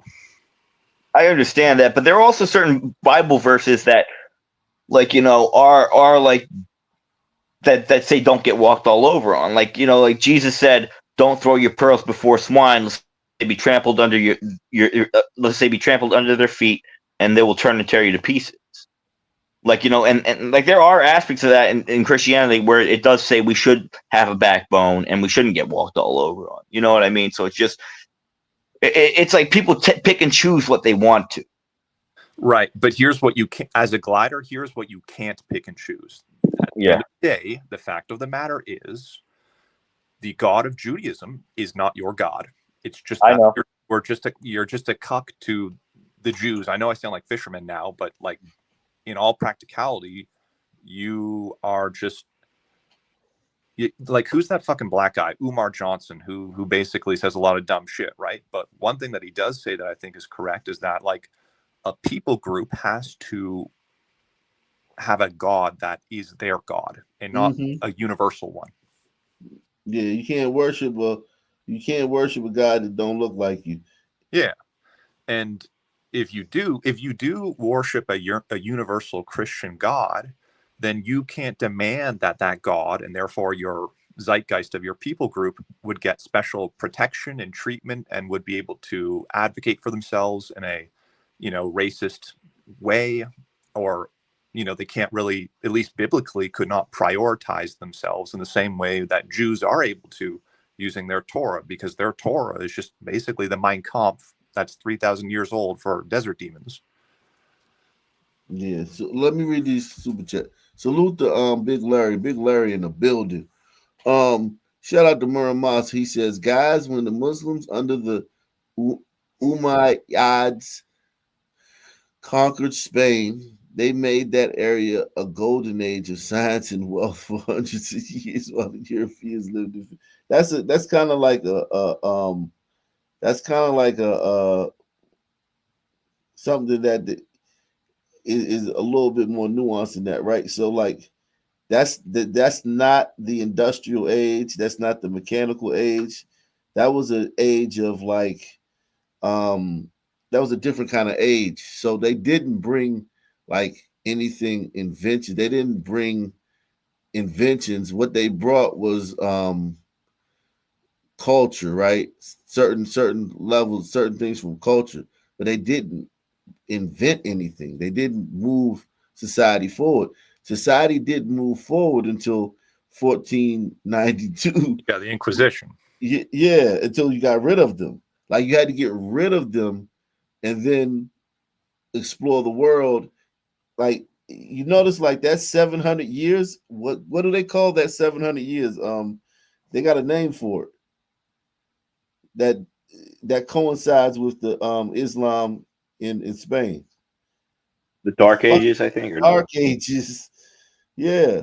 So like I get that, you want to kind of like, in Miramar, that's a great point because we're taught that, right? But it's still the fucking Dark Ages. Nothing, not a goddamn thing that moved society forward happened then. Not one fucking thing. It was just a stagnant period. Also, something that's left out in these like Hotep comments you hear every once in a while, even under Islamic rule, right? The advancements that were occurring or low key being done by Christians and the Jews crew that were, under the domination of the Islam while they were, dispersed throughout the Islamic Empire. Yeah. Exactly. There's nothing really good ever comes from Islam, man. Nothing, man. As far as like moving society forward, right? Moving it into a like, for instance, right? If they had never kicked the Spanish had never kicked the Muslims out, right?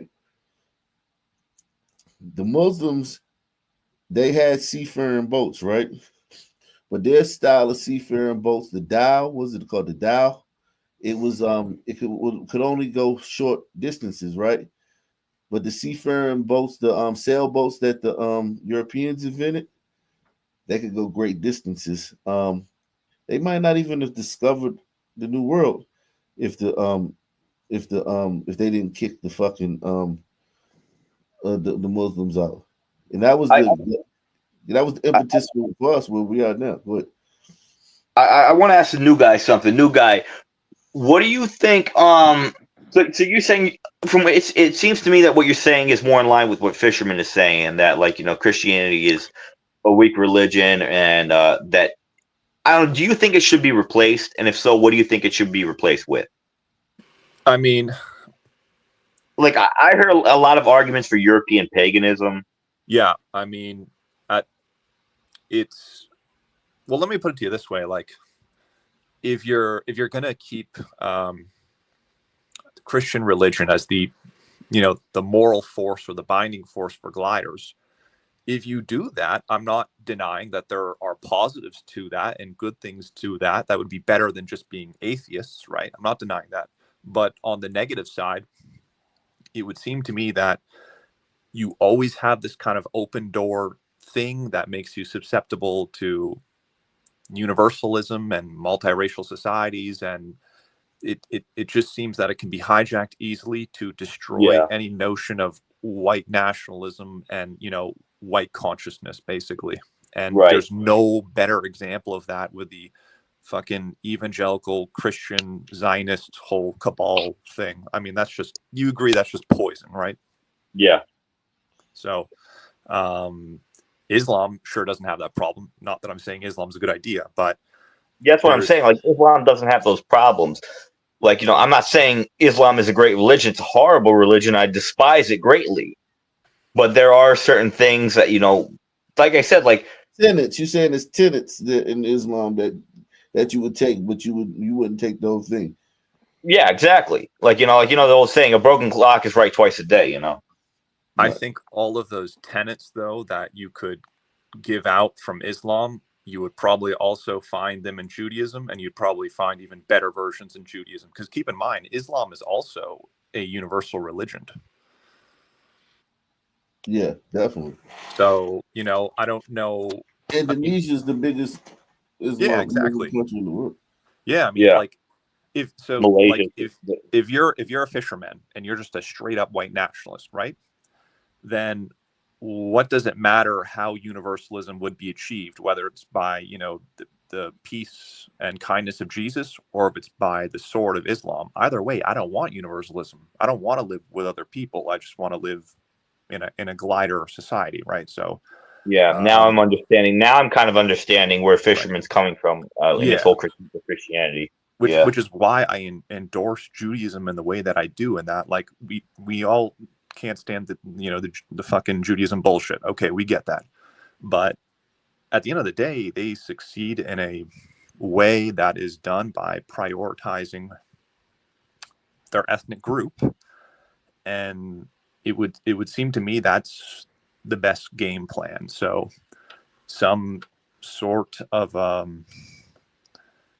analog, like European pagan analog in my mind, if I could just like imagine it right now and make it up, I would be like, yeah, that's probably the best strategy for gliders, or really for any group of people, to be honest, to succeed in the future. Because what I'm saying that applies to gliders right now, that would be terrible for any group of people. And any group of people that adopts a universalist God, in so fact, basically forfeits any right to like ethnic sovereignty or preservation. If your own God is basically saying, hold on, we're all the same, we're all equal, right? Yeah, true. So you're kind of just like as a people group, if you're under universalism, you're kind of just, you know, hanging out there in the wind, and you're interchangeable. You're like an economic unit. You can be interchanged with any person because we're all the same. Whereas under Judaism, it's like, no, we're a people and we have a direct connection to God, and it's done on an ethnic basis, and, you know, blah, blah, blah. We can trace our lineage all the way back to Abraham. So like every group has to make their own like kind of mythology, right? And it appears to me, just, you know, looking on the ground, that Judaism survived as long as it did, despite being a tiny fraction of the world population. And the reason why is because of that ethnic connection is something that does a lot of heavy lifting for them, which is not present in the other religions. Whereas the other religions kind of try to do it on like a critical mass type of solution. Like they don't have like the ethnic thing, but they go for like the raw numbers. And I think that's a bad strategy, especially if you're into white nationalism, because it's completely contradictory to that. So are you not putting into account that like their ability to like infiltrate money systems and things like that? Like I think that like I don't think that has anything to do with the religion. I think that's DNA though. It's both. So Judaism is not the only ethnic religion on the planet, right? When people think of religions, they mostly think of the Abrahamic ones in the West, at least. But yeah, I'm sure you could imagine, when gliders came to North America, all the indigenous people had their Jewish analog, right? Like they all had their own ethno-religion group. And so that's a helpful thing. But yeah, no, I wouldn't expect like a bunch of like Native Americans to take over the banks and stuff like that, because that requires a high IQ as well as just like ethnic nepotism. Yeah. So the Juice Crew has like a very good combination of like ethnic nepotism and just being smart, and that allows them to really punch above their weight in quite an incredible way. Yeah, exactly. So yeah, exactly. So gliders, like, we're missing the ethnic nepotism part. We're smart too, but that's only half the battle. You need both, right? Yeah, but you don't infiltrate like money systems like that. Y'all don't deal with like money like that, like the way they do. Like they take over your money system. Right, They but if we had your banks, all your financials. Right, but if we had like an analog to that, we had like our own version of like European Judaism, we would not allow that to happen, right? Because we would know like immediately what these people are about, because we would be like on an even playing field with them, because it would be like, like racial ethnic religious conscious group A versus group B. But if we have Christianity, then we just get fucking cucked. Yeah, but y'all are. But here's the thing, y'all are phenotypically and similar, so they could easily just change their names and pretend they're y'all and infiltrate it. No, it's No, not. they have No, certain it's pieces that easy can, though. like, yeah, We like can the tell a nose Jews or crew. the It's easy. Because you're a son, right? So to you, like white people look more similar, right? But to gliders, we can tell No, pretty I can damn tell easily. an Armenian. I can tell an Armenian from a Greek. I can tell a Spaniard from a German. I mean, not like American, but a German German. Like I can tell a Spaniard from somebody from England. I can tell I pretty good. I can tell the different European phenotypes. But what I'm saying is at the end of the day though, like the Jews, like, yeah, they got those long hook noses and shit like that and blah blah blah. And I get it, but like once they assimilate in your society over years and stuff like that, um you think you still would be able to tell? Yes, and I think unfortunately one of the ways it's almost like Christianity puts the glider in a position where he's like almost like purposely looks the other way and allows himself to get cucked because like to the Jews crew, it's about ethnic networking and nepotism and looking out for the Jew, right? And to the glider, since we're under Christianity, we go like, well, hold on, we're gliders, we're Christians, we can't really do that because it's against our God and it's, it's not playing fair. And like for the same reason we can't do it to sons or any other group, the Jews crew also benefits tremendously from that.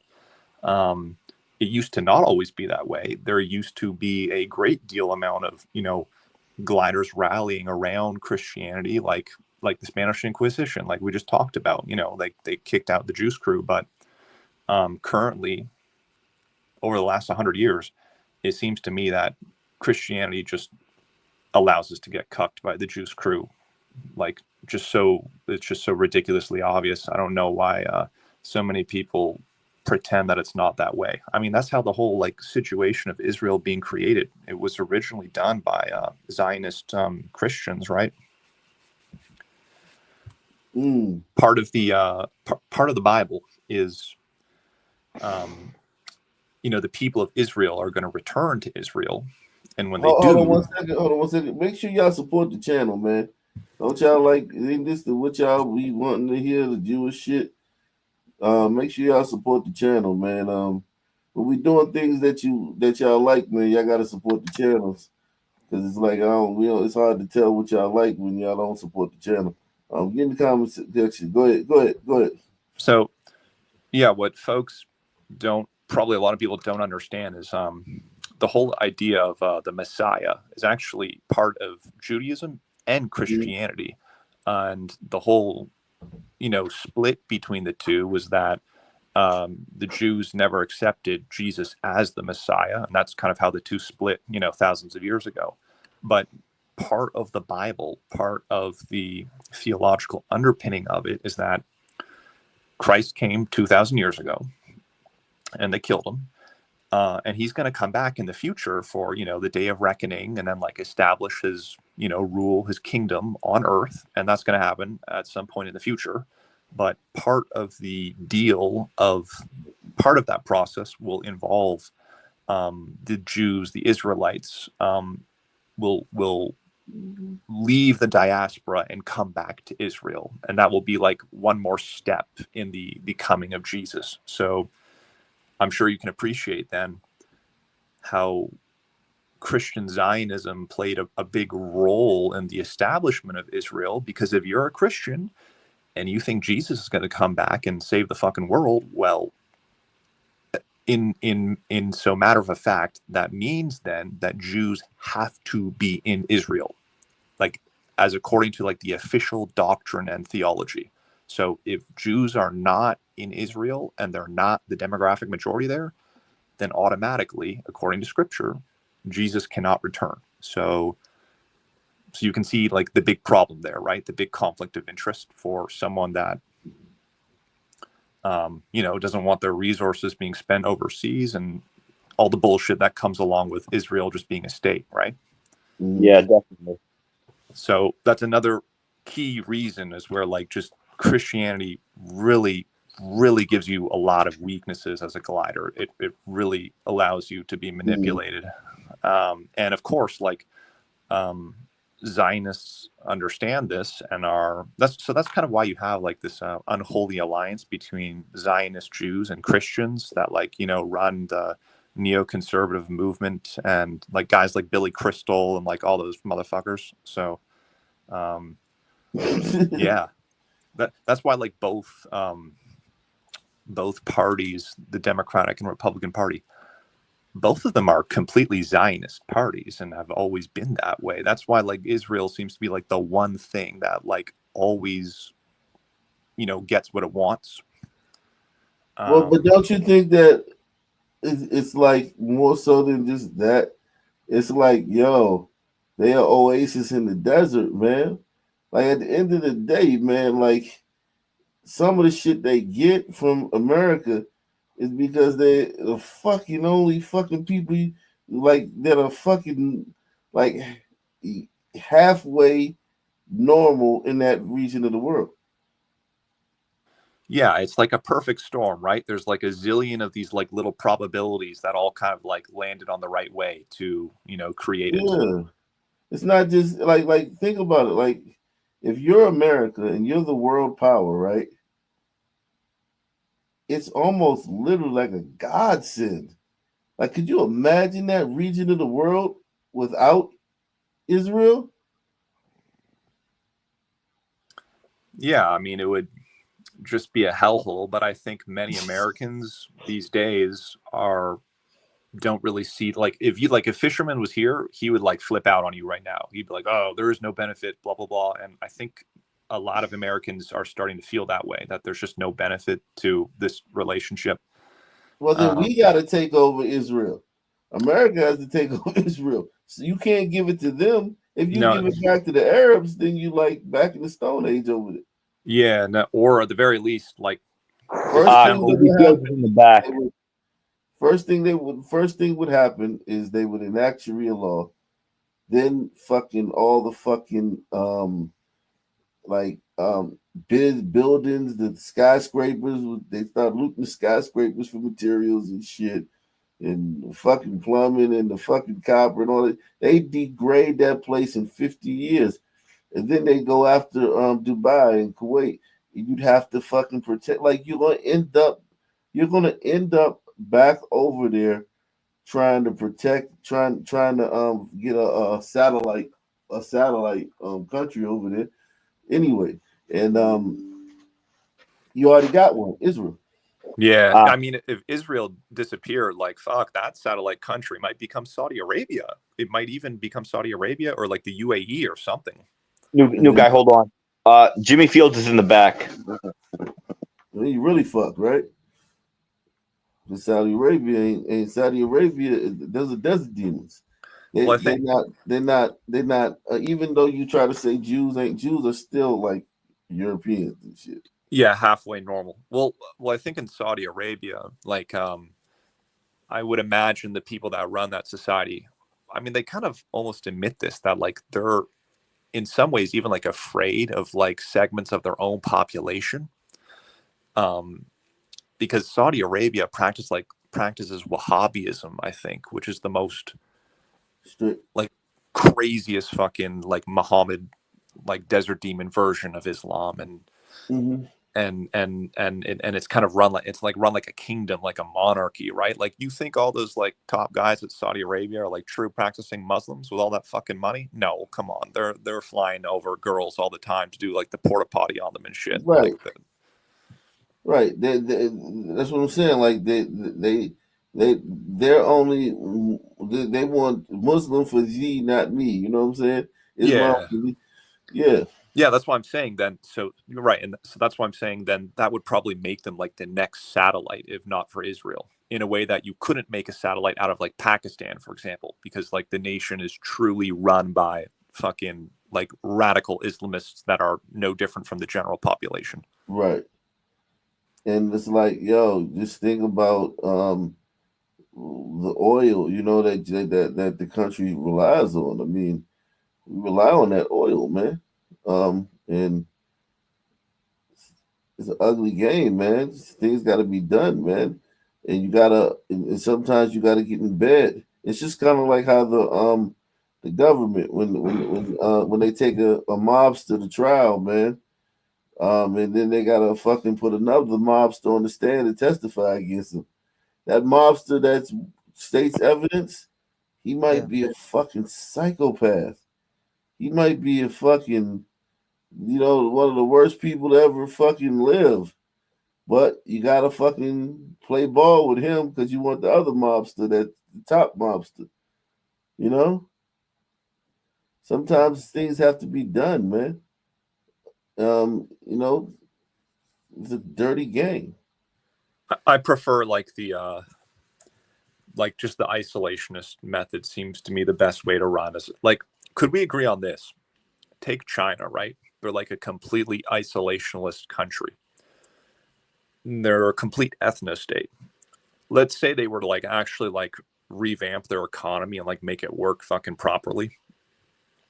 And let's say they could bring their birth rates up to replacement level, then they solve the game for forever, right? Because they would be able to replace themselves with their own ethnic group for the end of time. And they'd have like a prosperous nation, right? And then there would be no reason to imagine them inviting in their own problems domestically into their country because like they're isolationists. They have no cares about other groups of people. They're not really interested in fighting them or inviting them into their own country. They're just, kind of doing their own thing. You could say the same about Japan. I think that's like, why the fuck does the West have to be involved with everything? It's just, why? Well, you're the police of the world. Like you. Well, we got to retire then. Okay, so then if you don't, if the West doesn't police the world, right? I mean, somebody else will. It's kind of like you have to like I forgot that 48 laws of power. It's one of the laws. It's like you have to like set the terms of the interaction, or somebody else will set it for you. I mean, I'm kind of skeptical on that idea. I think if the West, we're really talking America here, not the West. We're really talking America. If America just kind of withdrew and they just kind of made a treaty with China, they're like, look, you kind of do things that are within your hemisphere and we'll do the same. I think that would make things better, especially for gliders. It's so fucking frustrating to hear like, oh, we have to import 75,000 Afghanistan people into America because they helped us during the war. Like just shit like that. It's No, that part, yeah, of course, immigration. But what I'm saying is like, if the U.S. doesn't police the world, someone else will police the world. And if someone else polices the world, trust me, the U.S. we're not gonna like we're not gonna like the way they do it. right. Well, Ak, tell me, who would be the candidate to police the world? China. Yeah. Okay. What anyone else? Like, I can't think of any particular power that is interested in doing it. China, but here's the thing: you don't want China to police the world because why not? What's the worst thing like China's really gonna do to the United States? They're not interested in really fighting us head on, and I don't think we're interested in fighting them. Fighting, but the fight is on multiple levels. If they take over the world, right? Like for instance, if they're gonna make it China, they're not gonna make like they're gonna make it in their image, the way they think. You know what I'm saying? And they're gonna like you're gonna go there and you're not gonna be welcome, or they're gonna set it up to where you can't get what you need from those places. Like they're gonna do China. Yeah. Like for instance, just same way you can't get in China, like the same way we can't really get in China. Like they're gonna make the places where they colonize where you can't get in there. Yeah, but I think there's enough to not. I'm sorry. Jimmy Fields is ready to go back in the panel again. Yeah, man. But yeah, man. Salute to everybody, man. Go Jimmy Fields, man. What's your thoughts, man? I didn't know we were going to be discussing God tonight. I thought we'd talk about this Memorial Day, a day that every Sun man should be grateful for. I think it was started to honor Civil War vets, wasn't it? Isn't that when they started it? To free the Sun, man, we got this day off this week. So, oh wow! I think we all owe each other a great thank you. If you're a Sun man, think a white man.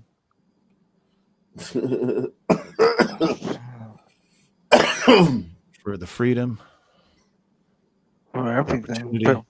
For putting up with you. Well, it's also the freedom to do bad stuff, too. They got that freedom. You got both sides of the coin. Just putting up with you. As do we all. We all got to put up. Yeah, even me, I'm no angel or nothing, but like, I ain't doing none of that shit. And yes, I'm Latino. I'm not no Latinx. Whoever invented that, fuck them. Invented on some college campus somewhere. That's just so retarded. Yeah, man. In my day, we called them cholos, and everybody was happy. Yeah, if I get some sleep tonight, though, I may come back tomorrow, man. During the day, man. I may come back tomorrow during the day if I get some sleep tonight, man. What time were you thinking, Chief? We're going to sleep. Tomorrow during the day. Oh yeah, probably maybe 4, 5, 3 or 4, maybe 3 or 4. Cause I be having to get some rest, man. I ain't gonna lie, man. Last night I was gonna go live last night, and I'm glad I didn't put up the show because I fell asleep and I woke up at 4:15 in the morning. So yeah, my sleeping is all fucked up. It's not consistent, man. I don't go to sleep the same time and wake up the same. I wake up the same time every day, but I don't go to sleep the same time every day. But hold on, I just want you to know, man, that on behalf of me and the nation, we truly appreciate everything you do, brother. Yeah, salute to y'all, man. I definitely appreciate all you guys, the support of the channel, all the panelists as well. Yeah, man, I'm gonna try to come back tomorrow, man. Same black time, same black channel. Out of here. Subscribe. Salute. Peace.